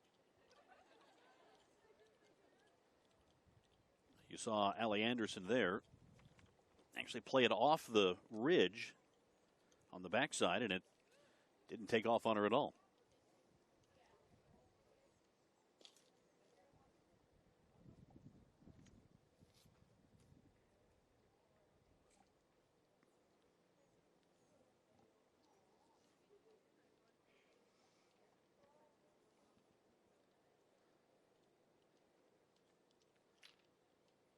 Larson, the first from UCF to play her final hole here.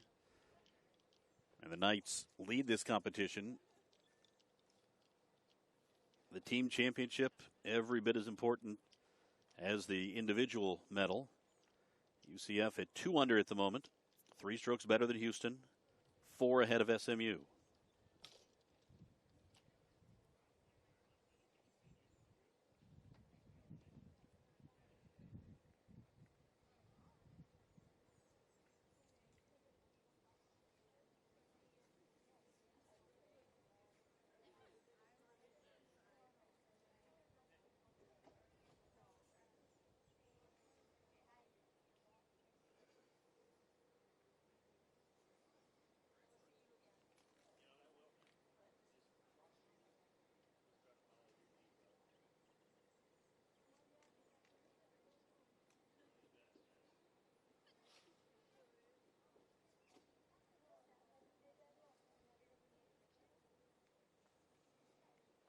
Looks like it'll be Anderson first here.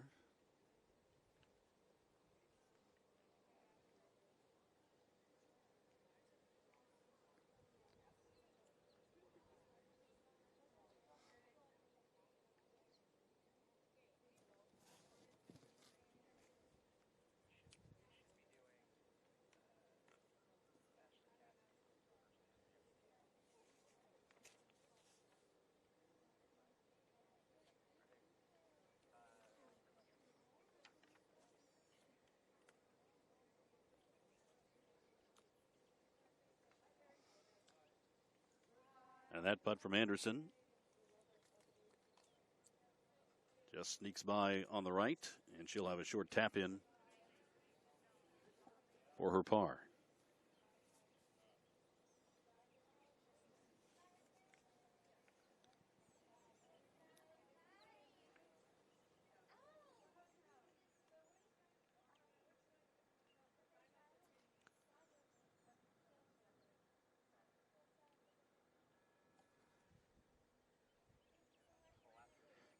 And here is Joanna Larson of UCF.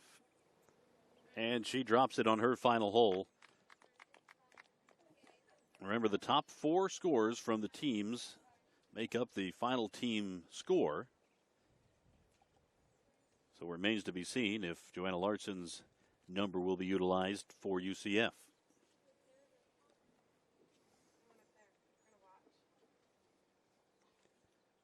And Allie Anderson finishing up for Houston here.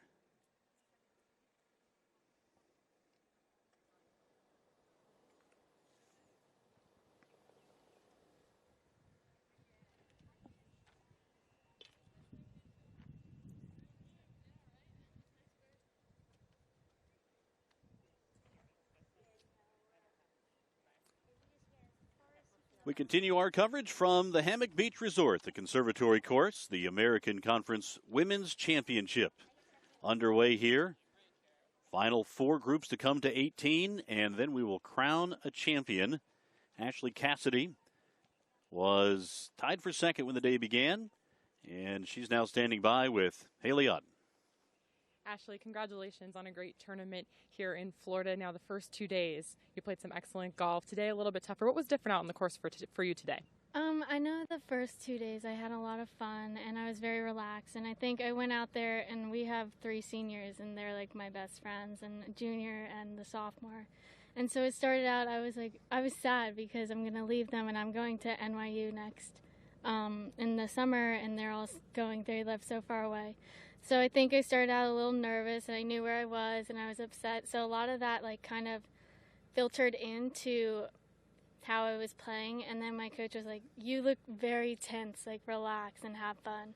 And so I decided, you know what, this is my last event, so I'm just going to have fun and enjoy it and, just go out, finish strong, and look back at the great 4 years that I've had here. So. An emotional day for you, obviously, but how would you sum up this weekend here playing in your last tournament for Cincinnati? We definitely had a lot of fun. My team and I, we went to the water park every day, and we went down the slide, and I know in the 4 years that I've been here, we're going to go down that water slide, and today 2 days ago we finally did. We went to the beach, and we just enjoyed the last moments that we had together, so it was a lot of fun. Well, it sounds like a lot of great memories, and we wish you the best of luck in your future. Thanks a lot, and congratulations on a great tournament. Thank you. Thank you. Back to you. All right, thank you, Haley. I love the fact that they got to go down the slide. That's great. The slide is the one last thing. All right, next up here at 18, it will be Courtney Tiboletti of Houston, Ayaka Nakayama of UCF, and Ana Paula Ramirez from SMU. You have to understand, too, the emotion of playing in any final event as a college athlete. And when that can start creeping in, you see it every year in March Madness. Guys coming to that realization on the bench or in the college football championship games. But it happens in sports like golf, too. Let's go to 11. Leonie Harm is the leader right now. And this is her second shot at the 11th. The par 4, 359 yards. And Harm will have that for birdie. It'll be a long birdie putt for the leader.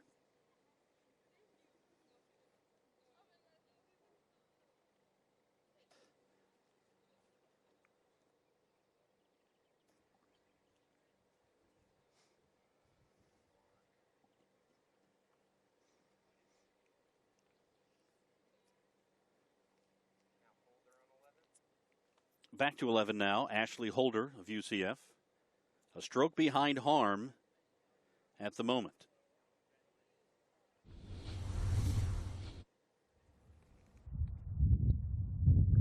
With those trademark socks. Her second. Flew the flagstick. And she'll have a long birdie putt coming back.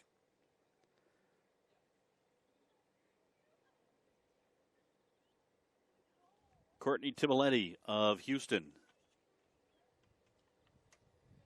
And her shot on number 18.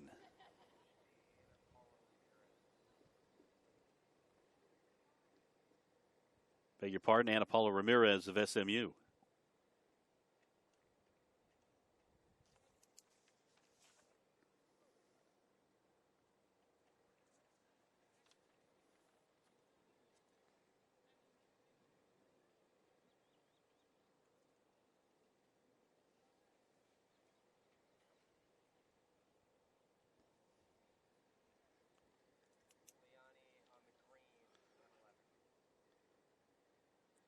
Go back to 11, and Leonie Harm looking for a birdie.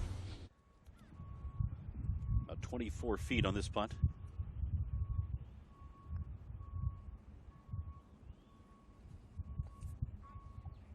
And she's been that close on a couple of birdie putts today. A lot of tap-in pars, but pars nonetheless. And Harm remains at 6 under.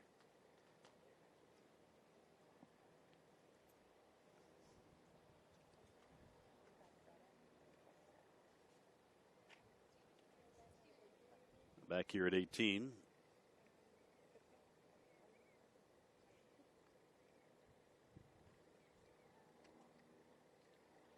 There's Courtney Timoletti. She'll be looking across the water perhaps here. She's got the rangefinder out.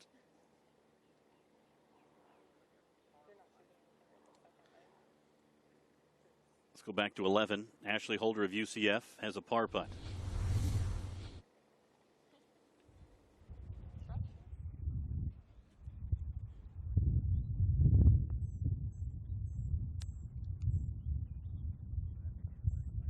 She knocks it in from distance, and Holder to 5 under par.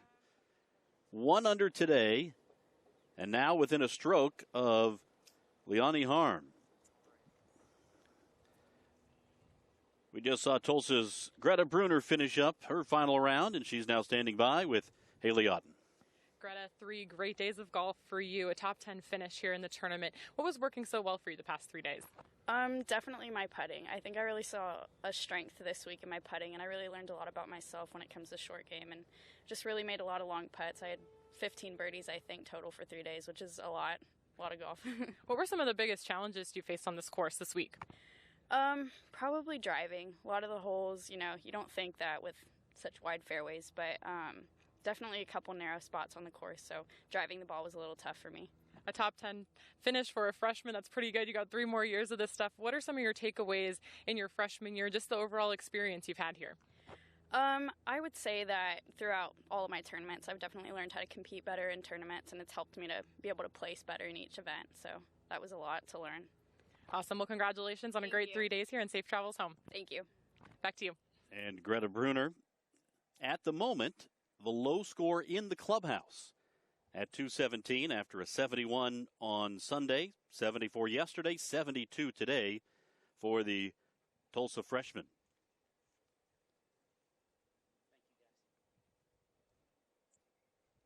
So approach shots coming shortly here from Courtney Timoletti of Houston, Ayaka Nakayama of UCF, and Ana Paula Ramirez of SMU.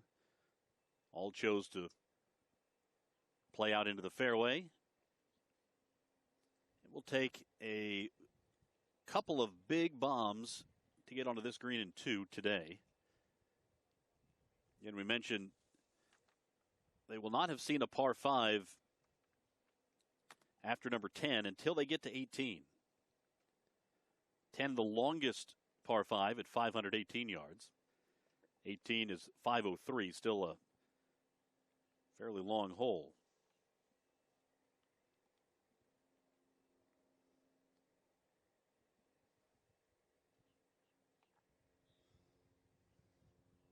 Courtney Tiboletti tied for 13th after the first 2 rounds.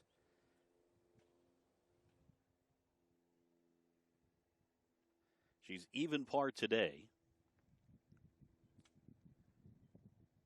Tied for 13th coming to the 18th hole.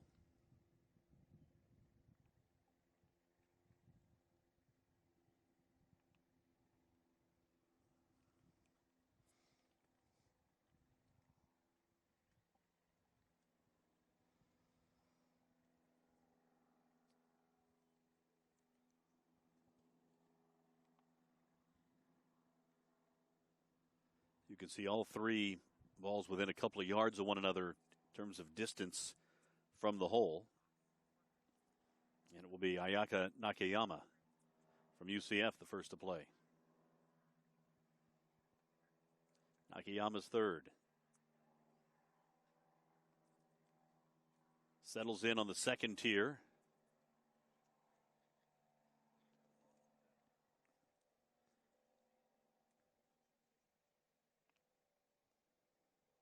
So Courtney Tiboletti from Houston up next. Trying to play a little cut. And got it on the lower tier softly. She'll have that for a birdie.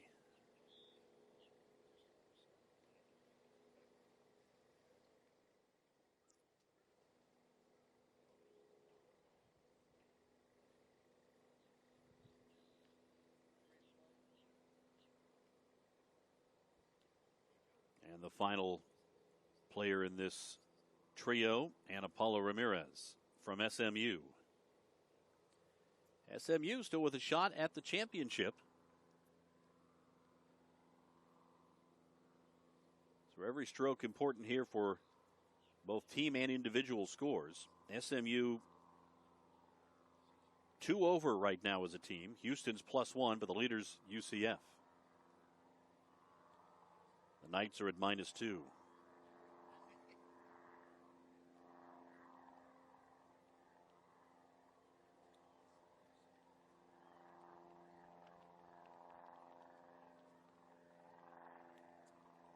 Ramirez 3 over today, +8 for the championship. Wind picking up and crossing to the player's right. And this one played beautifully off the bank and right down to within 4 feet for a birdie for Ana Paula Ramirez.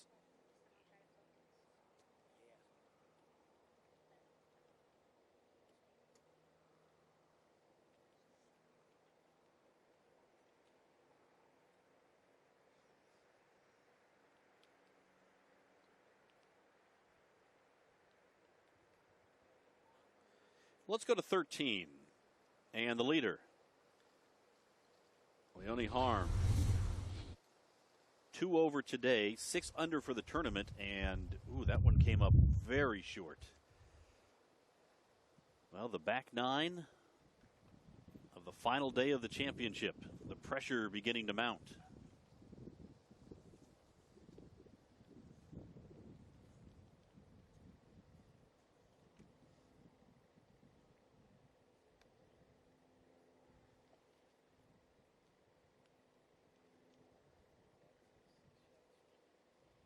We'll see if Harm is in harm's way here with Holder and Dunn right in the neighborhood. Let's go back to 13.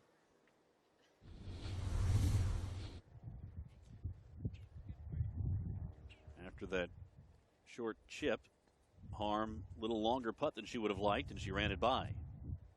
So she'll have that for bogey.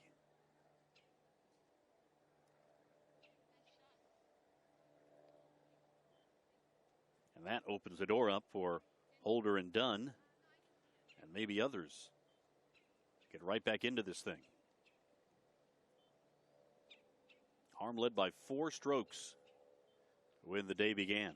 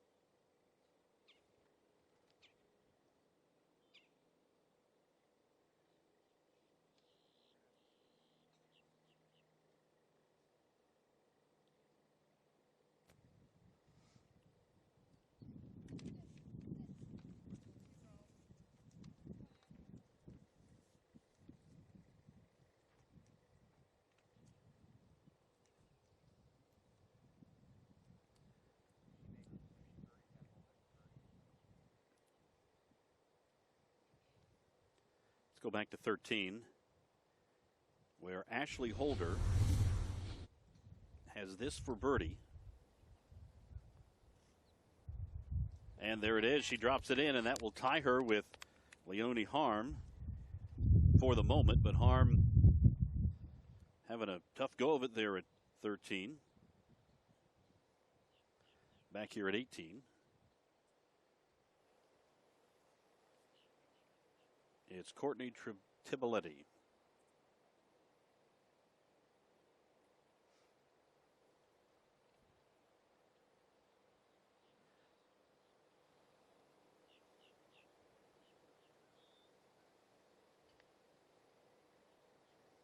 Tiboletti from the very edge of the fringe and just rolled it by.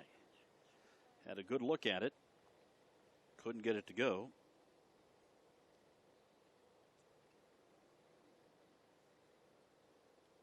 Tiboletti, who's been on a long run of pars here on the back 9, parred every hole to this point.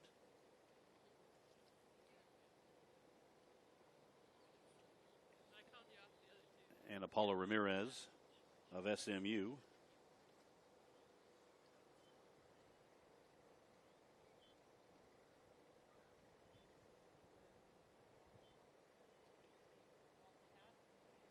One birdie and 4 bogeys on her round.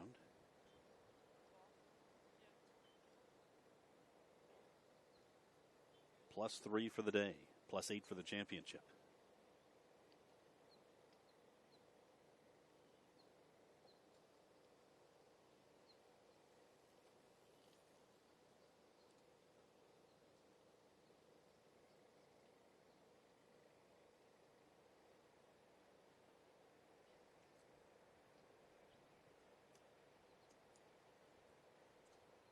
These strokes could matter for SMU.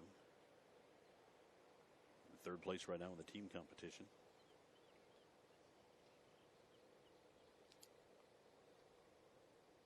And she gets it to fall. A birdie for Ana Paula Ramirez. And now Ayaka Nakayama. From just about the same distance.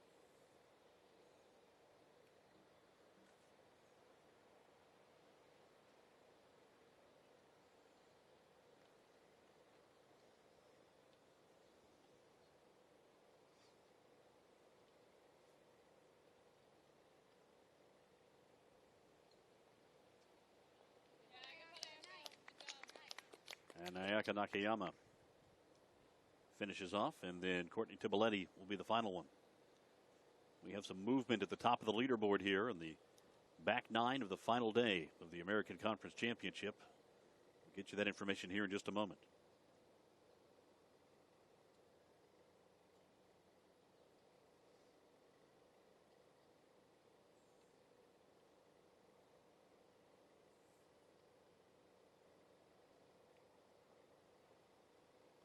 And so Courtney Tiboletti finishes up for Houston Just 3 more groups to come through here on 18.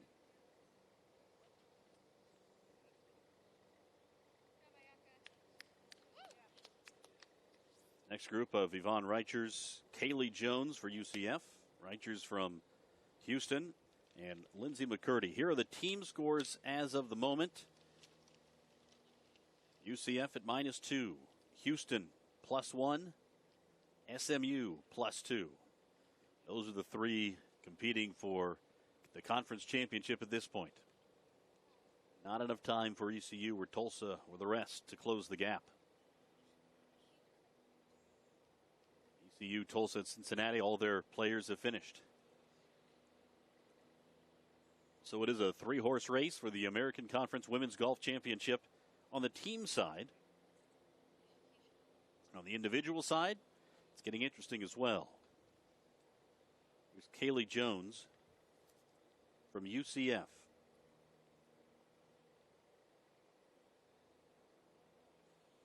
Mentioned she's from Sumterville, about 100 miles southwest of here.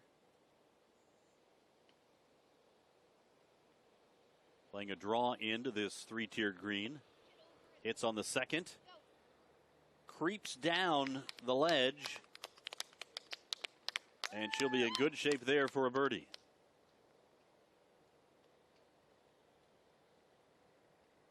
Now Yvonne Reichers.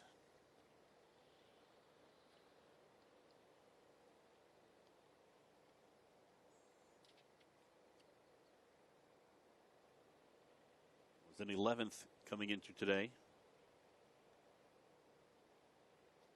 4 over today, however. Birdie will go a long way here to helping her team score. Houston, as we mentioned a moment ago, just trailing UCF. This one checks up on the second tier. Not where she wanted it.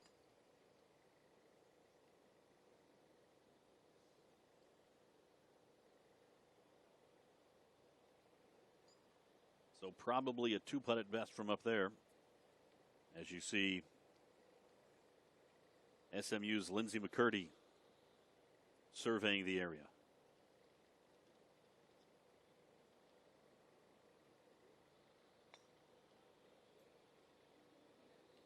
McCurdy's right over there by the bunkers, but not in the bunker. We've seen a couple of shots from this distance into this hole that have been played very well today. Just want to land it near the edge of the fall off of the second shelf.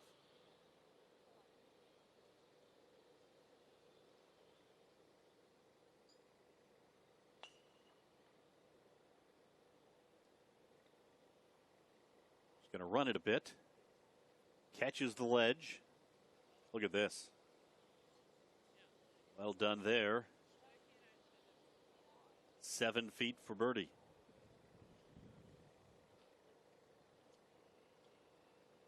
So Lindsay McCurdy ranked 40th in the Golf Stats rankings. 3 under today on her round. That matches the best round so far today. And if she can put this one in, she would be at 4 under, would be the best round, a 68. Match the best rounds of the tournament. Leonie Harm had a 66 as the best round so far in round 1. Brigitte Dunn of SMU, a 68 on the first round. And then Siranan Shumi of East Carolina shot 68 yesterday.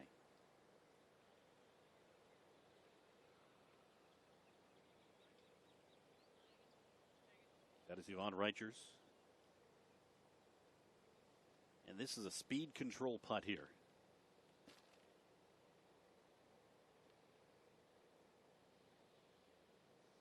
She'll be looking at the line, but also probably picking out a spot on the fall that she'll want to aim for from a pace perspective.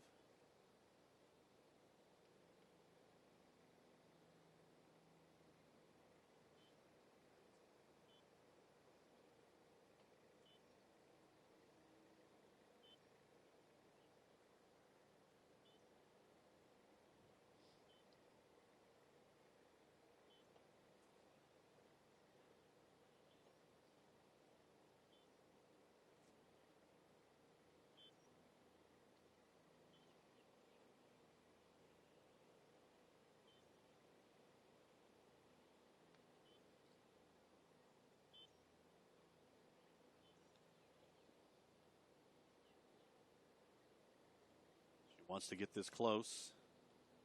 Still a little work to do. As of the moment, Houston is now +3 on the tournament. SMU +2, and UCF starting to make some distance as the scores come in at -4. So the Knights in good shape right now with 3 groups to finish up. A lot can happen. We talked about the 15-stroke swing yesterday on the back 9.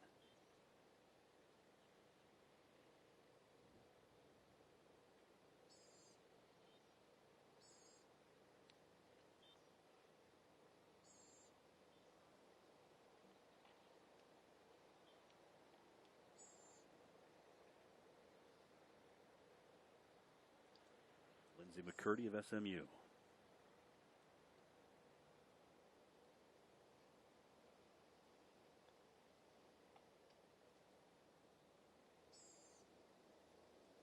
That will be for par.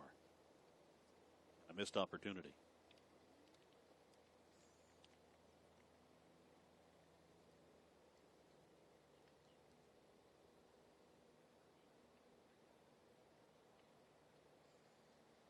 Looking back up the fairway at 18, UCF's Maria Balcazar on her approach shot as her teammate Kaylee Jones prepares a birdie putt on the 18th hole.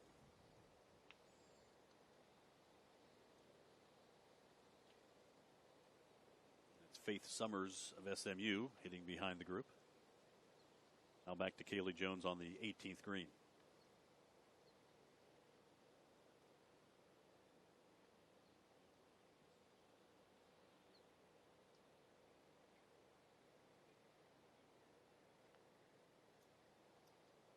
She didn't like it. Left it out to the right. Maybe anticipating the water would pull it a little bit more.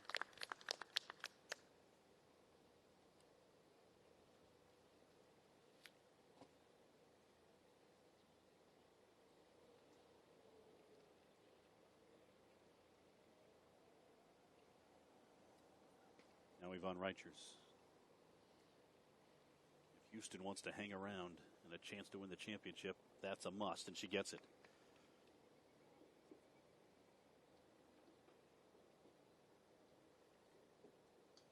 And now McCurdy to finish up for SMU.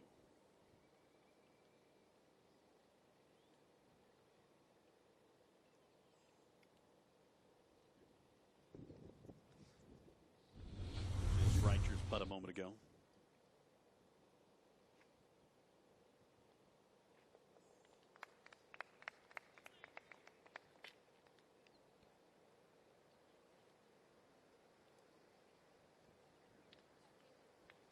And now McCurdy for hers as she looks for her par.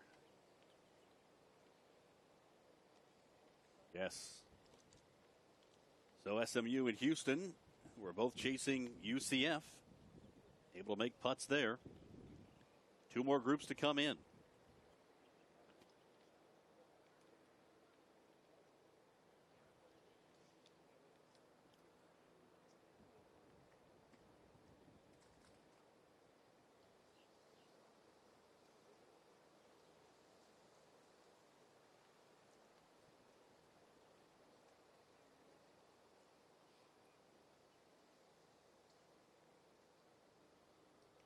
Here's Megan Tothong from SMU. Her approach on the lower tier, it trickles off and just to the right there in a little culvert. Didn't get wet, but it's going to have a tough bit of ground to contend with there. Now it's Maria Balcazar. Freshman from Mexico, playing for UCF. She's from a little town in southern Mexico, Tuxtla Gutierrez. And it stays on that second tier. Balcazar placed 6th in the Mexican Amateur in 2015. A couple of top 10s this year for the Knights. Now Faith Summers for SMU and her approach. The best of the three by far. Not an easy birdie putt, but a makeable one. Summers and Balcazar, Tothong, all right now in the top 5. All trying to help their teams finish strong.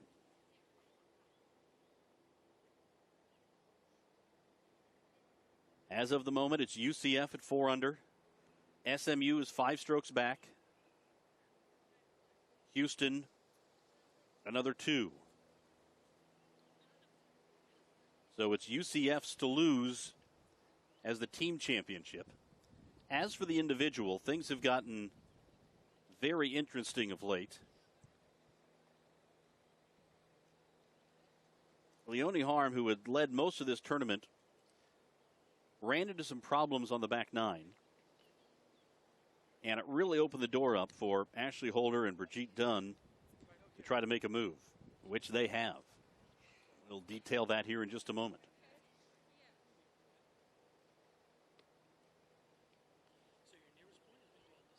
Megan Tothong. She's going to get some relief from ground under repair. Can't quite see it from this angle, but it's a little drainage area.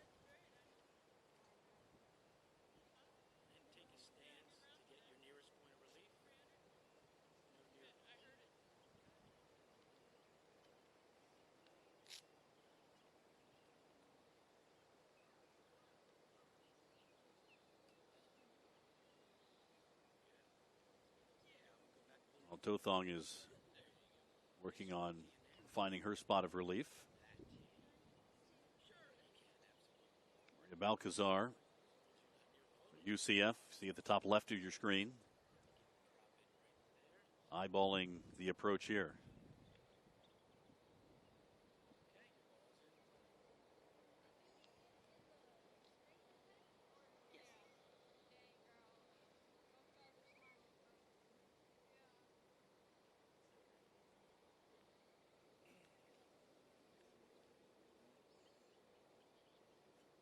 Not be an easy shot for Tothong, nor will it be for Balcazar, who's going to have to judge the pace coming off that second ledge.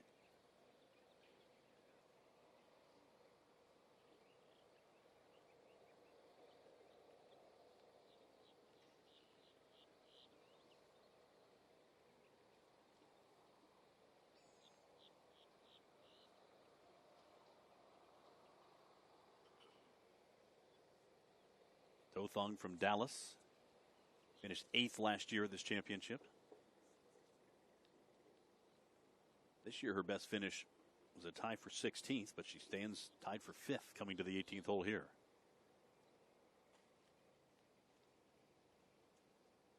She'll play this one from the second cut with a putter. Okay. Took advantage of a pretty good break that had settled into that little culvert there. That'll be a par putt for Tothong. She'll finish up today an even par 72. 2 under for the tournament.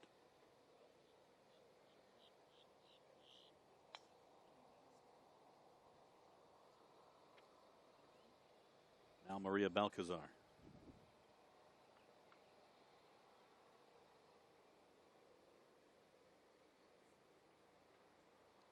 Even par today. It's a birdie putt. She would probably take par if you offered it to her right now. Gets it to the ledge. It releases. Didn't pick up that much speed, though. See by her reaction that she was expecting a little more velocity coming off the ledge. So anything but a gimme here on a 9-foot putt coming back. Now Faith Summers.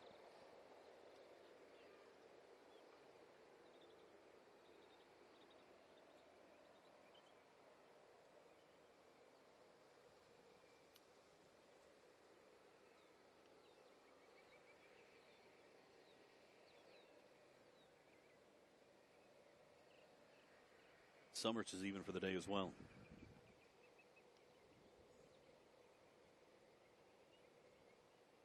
It's a big putt for SMU. And she gets it to go. Big putt for Faith Summers. And she knows it. Balcazar.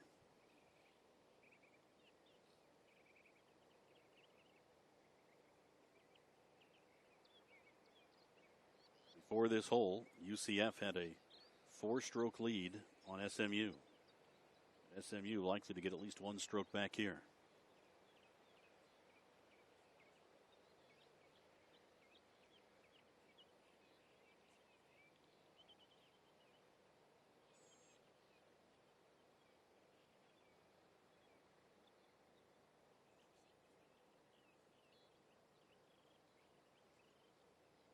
That's a big putt for Maria Balcazar.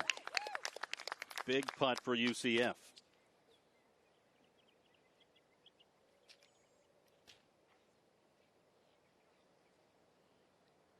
Now Megan Tothong.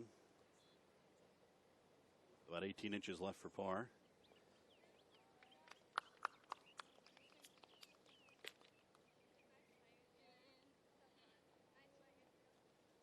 So one last group to go.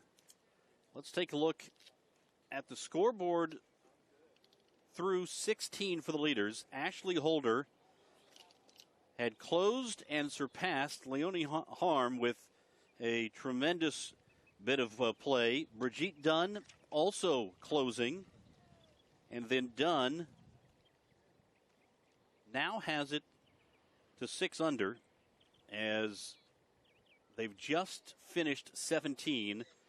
And they're about to play 18 here. I'll wait for the scores to come in on their 17th hole. But the trio of Ashley Holder from UCF, Brigitte Dunn from SMU, and Leonie Harm from Houston. Harm 4 over for her round today.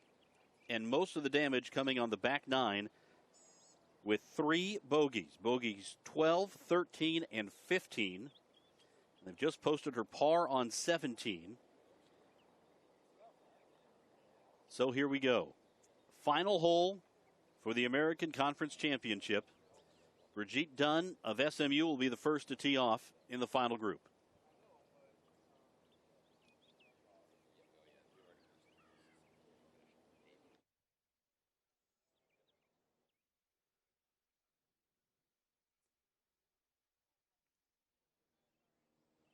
SMU 4 strokes back in the team competition. So UCF just has to play smart here. Holder has a chance to win the individual medal, and UCF a chance to win the team championship all at once.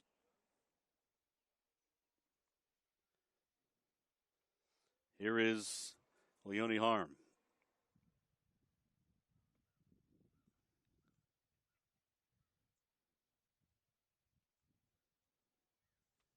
And her drive. And finally, it's Ashley Holder, ranked 31st in the Golf Stats rankings. The runner-up last year at this tournament.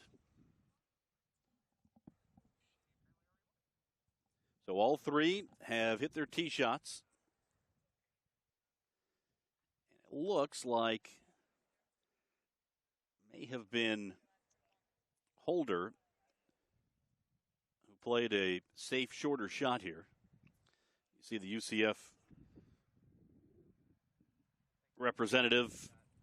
Let's take a look at him. I think we missed it just a moment ago. And here she is. She does have driver. Didn't hit it a ton, but played a safe, controlled swing there. So, that's where we stand. Ashley Holder at 7 under par for UCF. She has the lead coming to the final hole. SMU's Brigitte Dunn at 6 under. And Leonie Harm, who had led for most of this tournament, at 4 under par.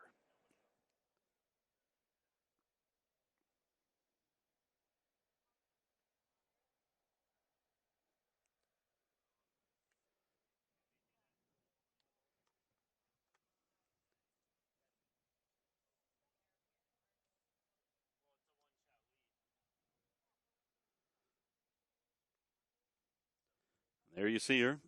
Those signature striped socks. Ashley Holder.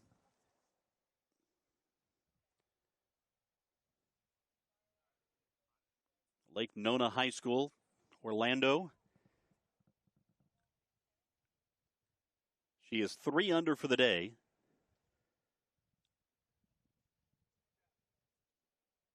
A birdie here, and she's a champion. Par, we'll see.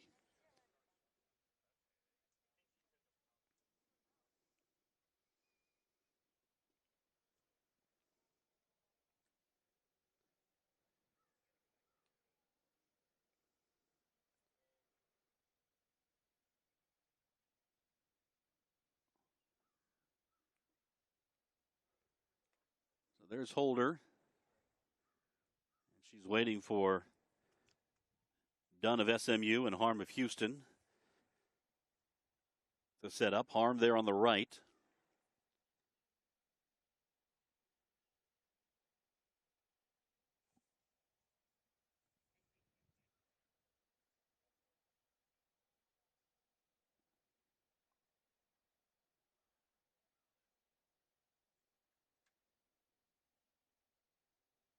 The emotions going through these three right now.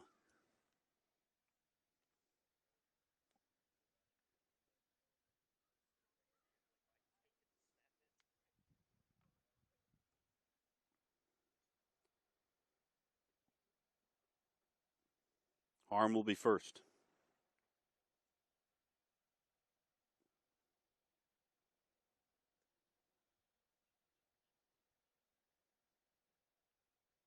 Long iron in her hand. Leading scorer in terms of scoring average for Houston. Played in the NCAAs last year, so she's been in the pressure cooker.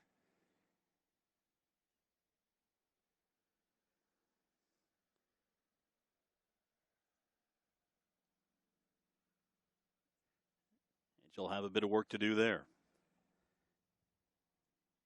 Brigitte Dunn will be next to play, it appears. I'll beg your pardon, it's Holder. Just hit.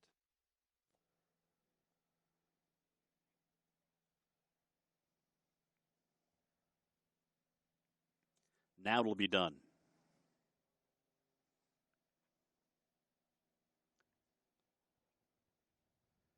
Holder's in good shape on her approach.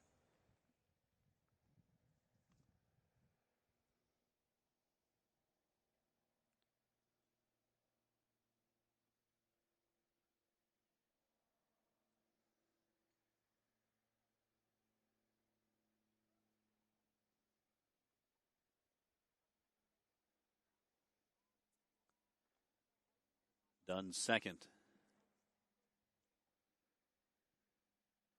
All right. That's what we have left.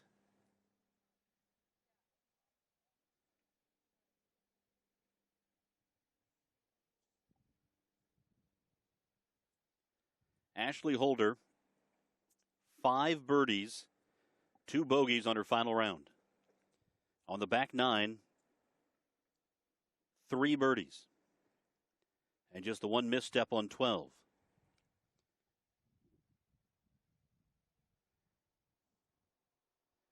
And the senior trying to end her college career in style.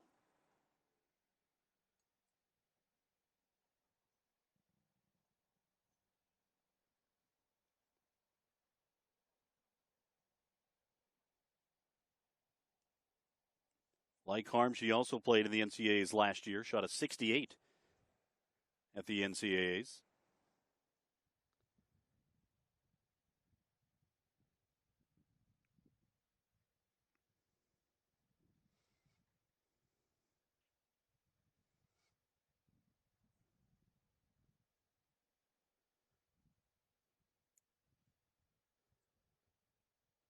She's certainly made a fashion statement on the course, and she's making a statement with her play.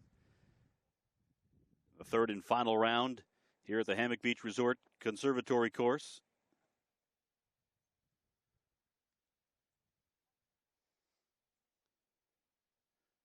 She'll note her yardage.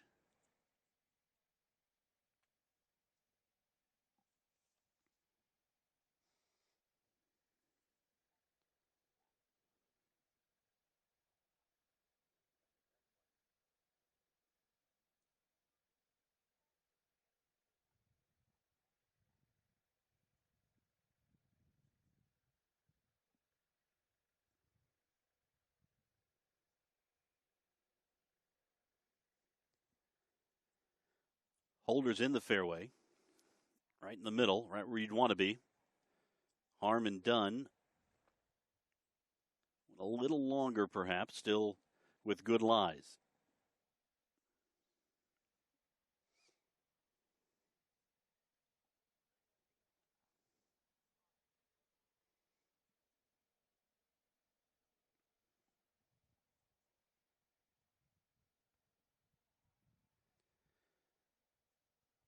So as of the moment, UCF a 3-stroke lead in the team competition. 4 under composite compared to 1 under for SMU. So we'll keep an eye on that storyline as well. But for the moment, it's the individual medal on the line. Holder, a 1-stroke lead over SMU's Brigitte Dunn. Here's Holder. Her approach on 18. Stays on that second shelf. We've talked about how big placement on this 18th green can be. It's a safe shot, but she'll have some work to do. She'll have that for a birdie, and that would put the tournament away. Here's Brigitte Dunn.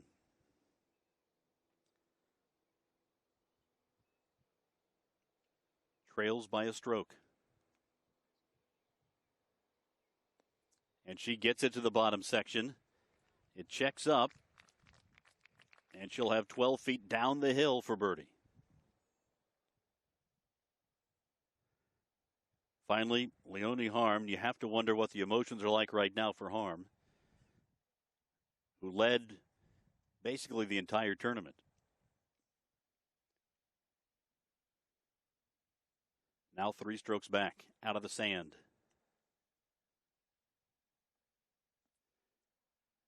Gets it down to that third shelf.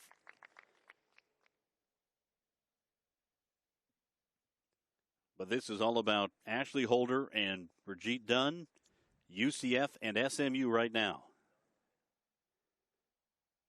UCF coach Emily Marin going to go up, take a look at the ball of Holder.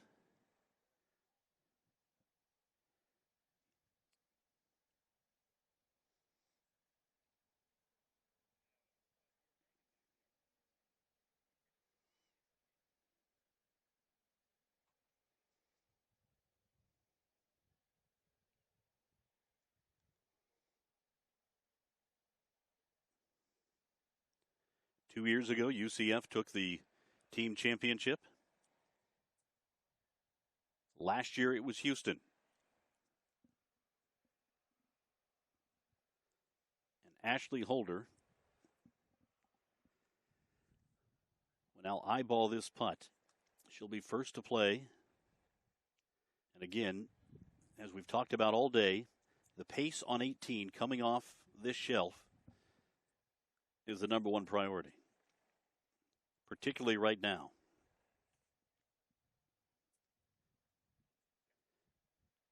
If Holder pars and Dunn can make her birdie, we're tied.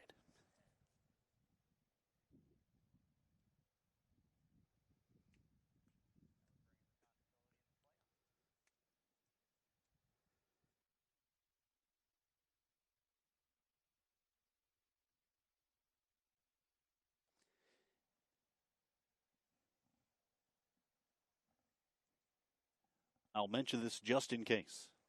If we have a playoff, we'll play 18 again. And again. And again.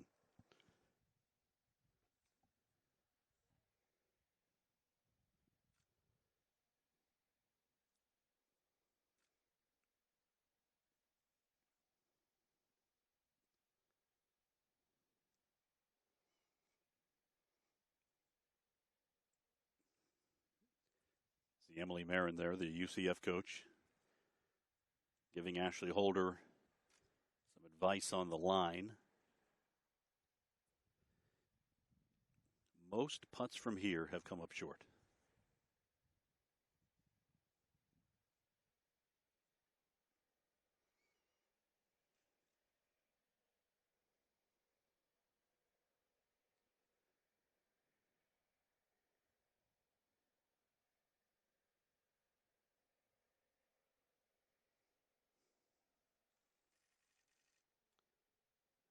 On the way. And she'll have that left. Back up the hill. No gimme, but fairly well done from back there on that second tier. Now Leonie Harm.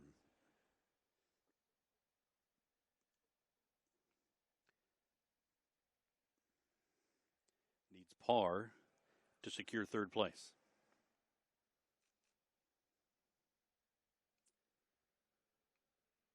This is a birdie putt.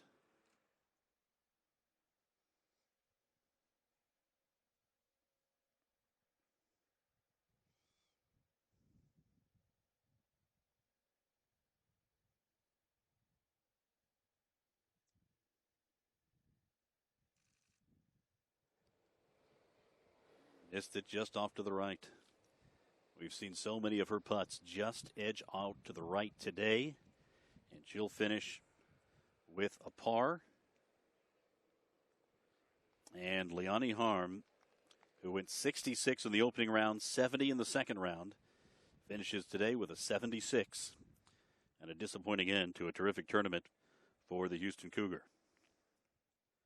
Now Brigitte Dunn. If she makes this putt for birdie, Holder must make hers for par to win.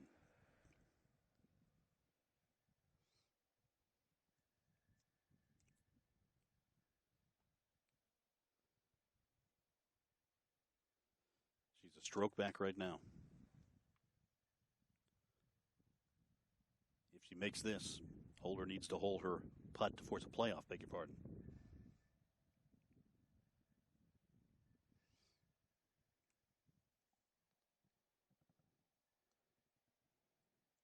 Her best finish last year came at this tournament, when she tied for fifth. She'll be first or second this year.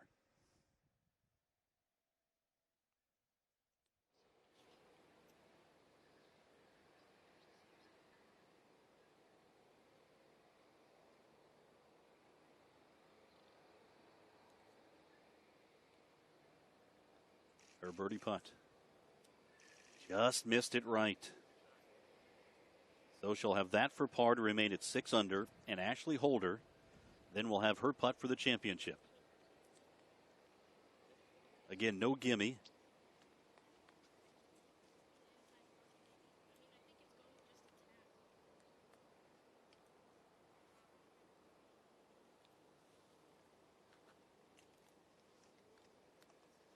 In most situations, you would expect the ball to tend toward the water, down to the right. Ashley Holder, senior from Orlando. Her team has all but wrapped up the team championship, and this for the American Conference women's golf title.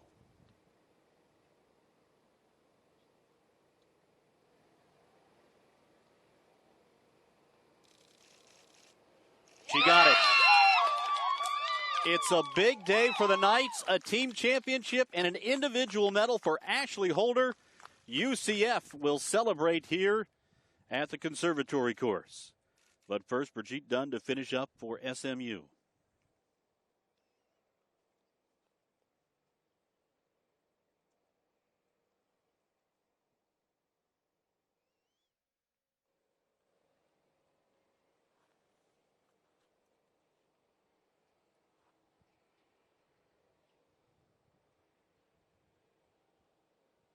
As a freshman, she tied for fifth at this tournament, and this year as a sophomore, it's a second-place finish for UCF, though. The Knights will celebrate an American Conference Women's Golf Championship, and the celebration is on the 18th green.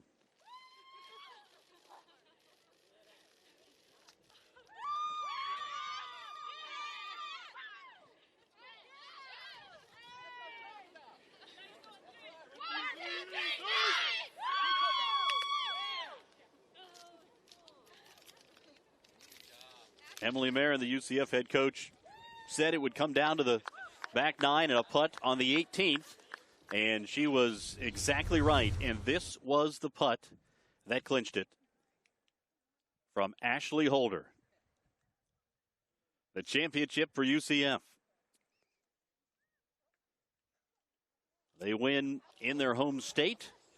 And for the second time in 3 seasons, the Knights are the champs of the American.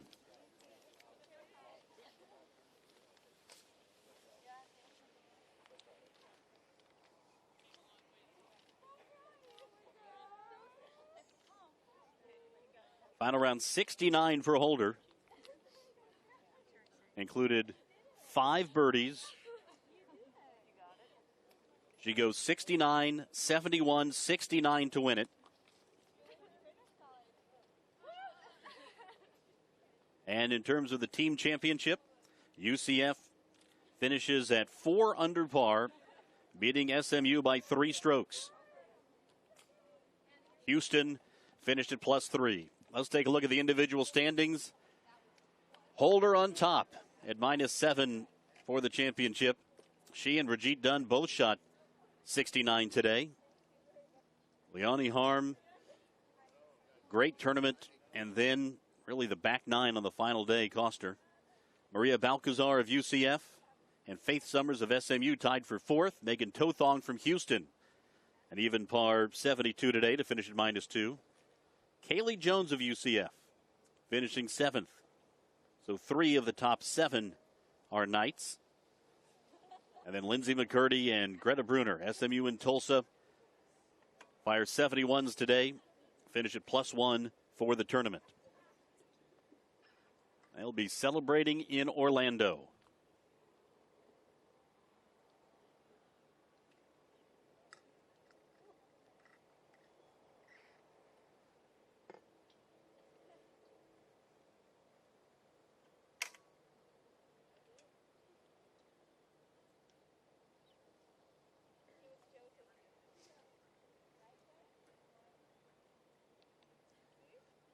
We'll hear from the winners here shortly, so stay tuned.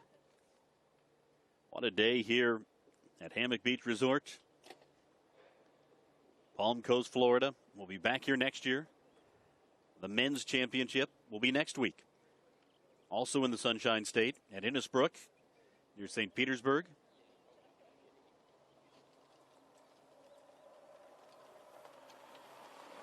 But today it's UCF's day.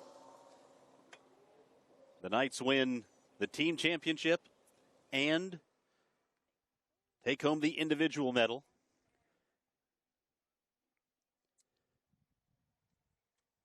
A clean sweep for the Knights. An impressive performance for Emily Marin's group.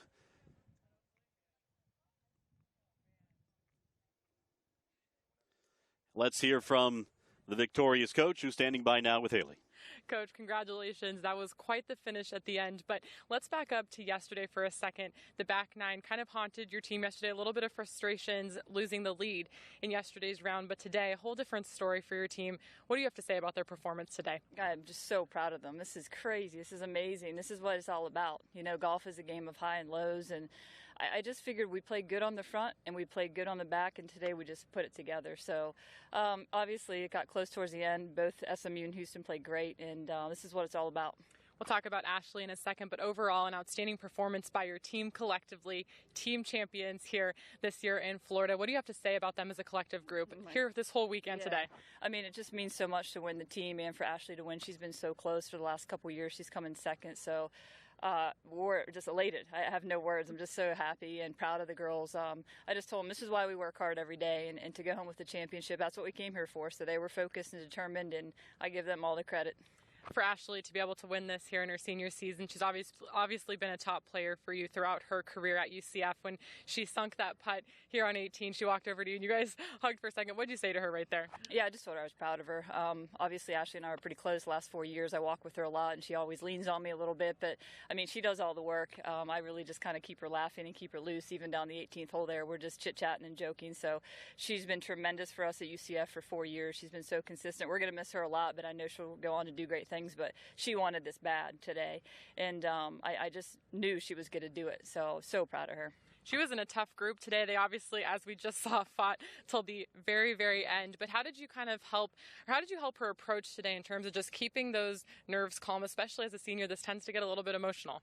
Yeah, we just told her that, she's done this before. She's been in this position, and that's why you're in those positions. So when I knew she was going to do it, if she got in the position to win, she was going to close it out this year. She's been too close for too many years. I just knew she was going to do it, and couldn't be happier or prouder for her and our team.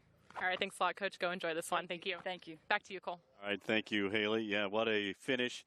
And Coach Emily Marin was right on, said it was going to come down to a putt on the 18th, and it did. And Ashley Holder made that putt when she needed to clinch not only the individual championship, but to win it for her team. What a moment for the senior from Orlando. It will be a long time before she'll forget this moment for sure. What a finish. Ashley Holder, the 2017 Women's Golf Champion in the American Conference, and the champion is now standing by with Haley. Ashley, what a finish there at the end. What was going through your mind as you approached 18? I was really nervous, but coming into 18, all that I was trying to do was make par and play the game that I've been playing this week. Finishing as the runner-up here the past couple of years and knowing this was your final chance to win an American championship, how did you keep your nerves in check today and just those emotions in check? Well, we've been in this situation before, and I have been as well, but just focusing on how I've been playing, and I've been playing great. I mean, I was disappointed in the second round, but overall I'm very excited and happy on how I played.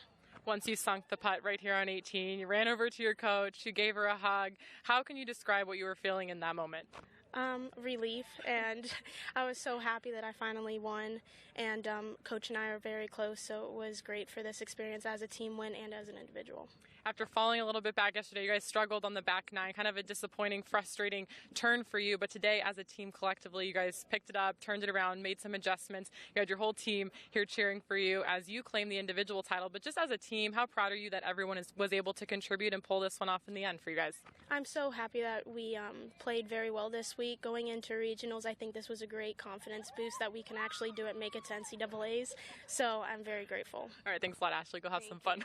Thank you. Cole? Haley, while you were talking to Ashley, she missed all the fun of dousing her coach. Emily Marin just got 2 ice baths over there on the side to celebrate the team championship. And here are the standings. UCF finishes 4 under par. They were -1 today. Look at the charge that SMU put on the final day. 5 under par as a team on the final day to get to -1. They are the runner-ups in the Women's Golf Championship. Houston, the defending champions, a +7 today, +3 for the tournament, followed by East Carolina, Tulsa, and you see the rest. The Women's Golf Championship stays in the Sunshine State. UCF, the champions, here in 2017.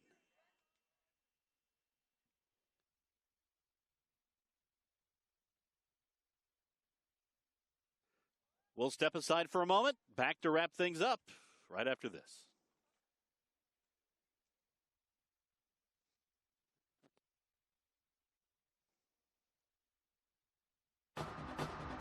We are American. The conference of opportunity. The opportunity to chase dreams. The opportunity to make your mark and change the game. Because that's power. We are power.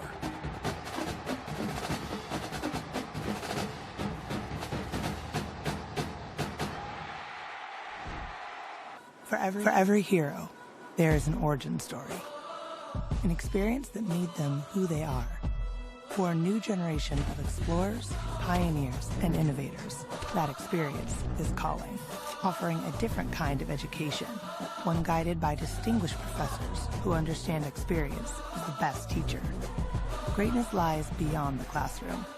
This is where you start. University of Cincinnati. Do more. When learning creates leaders, ideas are ignited, focus gets sharper, and service connects generations. We commit our expertise to heal, to discover, and to drive our region forward to a brighter tomorrow. East Carolina University. Tomorrow starts here.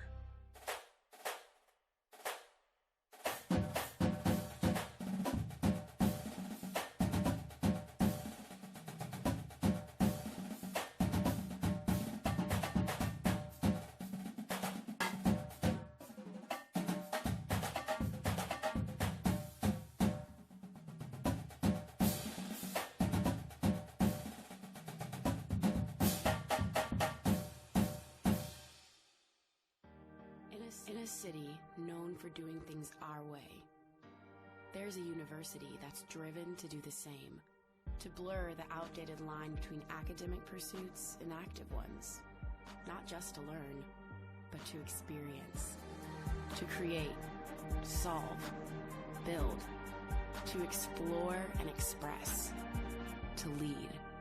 Because an education isn't something you get, it's something you do. At SMU, students and faculty work hand in hand to shape answers to real-world challenges. Yes, there's no such thing as a lesser person. How can we strengthen human rights around the world? It turns out computer malware is extremely... How do we prevent cyber terrorism? If the limb comes off... How can the human body set new records of performance? What can presidents teach us about leadership?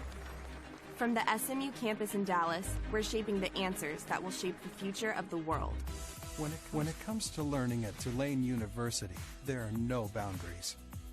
Architects and scientists in New Orleans, doctors and public health experts in Africa, history and language scholars in Latin America, legal students and professors in Europe, business students in Asia. Tulaneans are all over the globe, and the world is their oyster.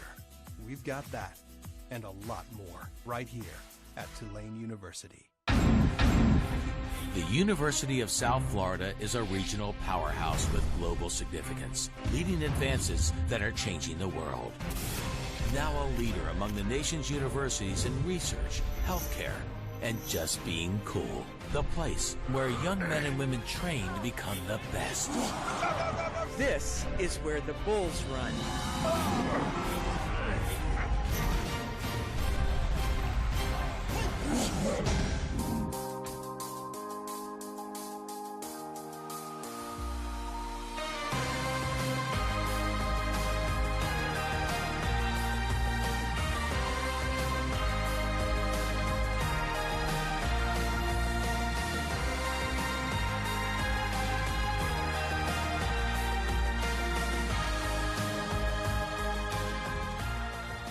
University of Tulsa, a top 50 private institution. What a day today at the Hammock Beach Resort Conservatory Course. The American Conference champions, UCF. Stay tuned. Coming up in just a few minutes, we'll have the award ceremony, and we'll bring that to you right here on the stream. Here are the final numbers one more time. The women's champion, Ashley Holder. She is the medalist today after a final round 69. She finishes at 209 for her tournament, 7 under par, and she hit the clutch par putt on the 18th hole to ward off Brigitte Dunn, who also had an excellent final round.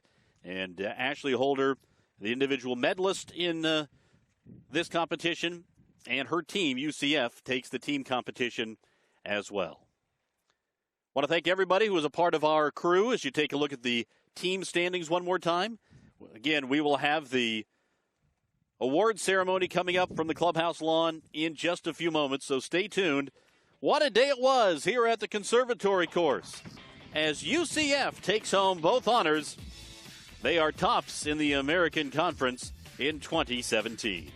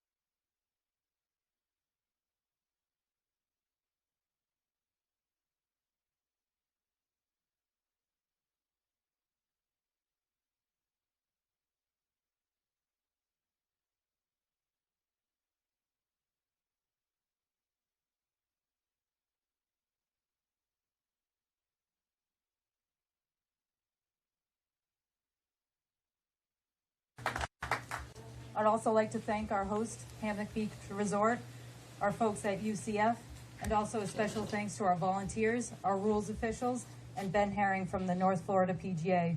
Thanks for providing a great atmosphere for our championship. Making the awards presentations today are our Women's Golf Committee members, Brad Strickland, our committee chair and Executive Associate Athletics Director from UCF, and Jocelyn Fisher, Senior Associate Athletics Director from USF.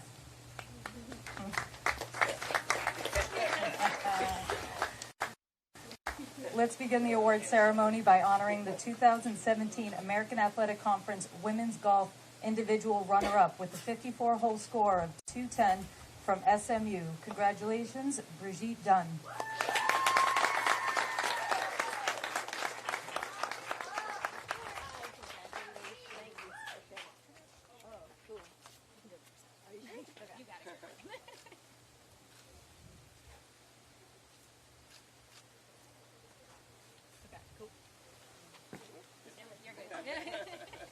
And now for the 2017 American Athletic Conference Women's Golf Individual Champion with a 54-hole score of 209 from UCF.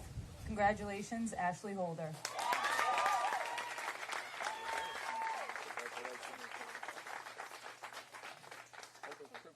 There you go. Hold that thing up high, Ashley Holder. Guys, right here for one.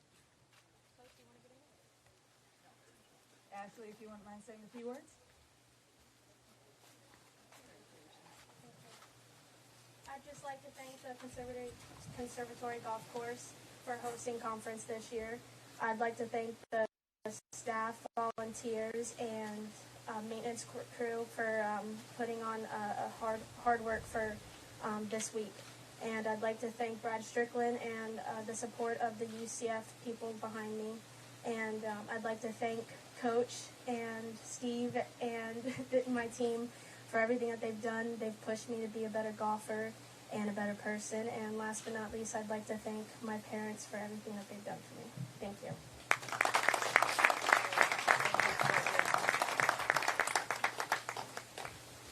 And now for the 2017 Women's Golf Championship runner-up team.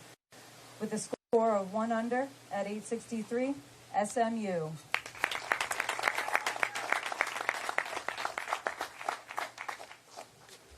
I want you to hand it to my senior. She's right there. Senior? Thanks, Kat. There you go.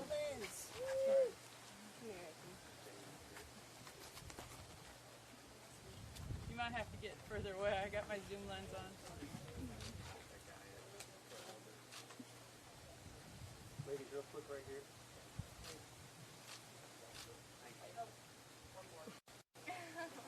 Got Coach's camera. That's fine, thank you. Thanks. Let's give another round of applause for SMU.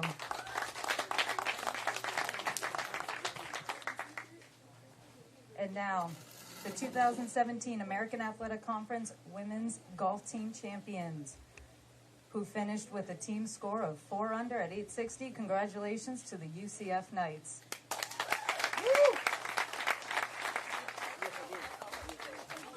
Somebody come get it. Somebody come get it. There you go, ladies. Congratulations.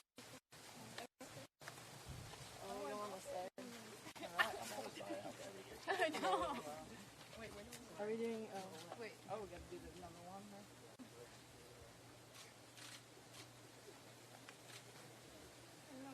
I know. My eyes are watering. Okay.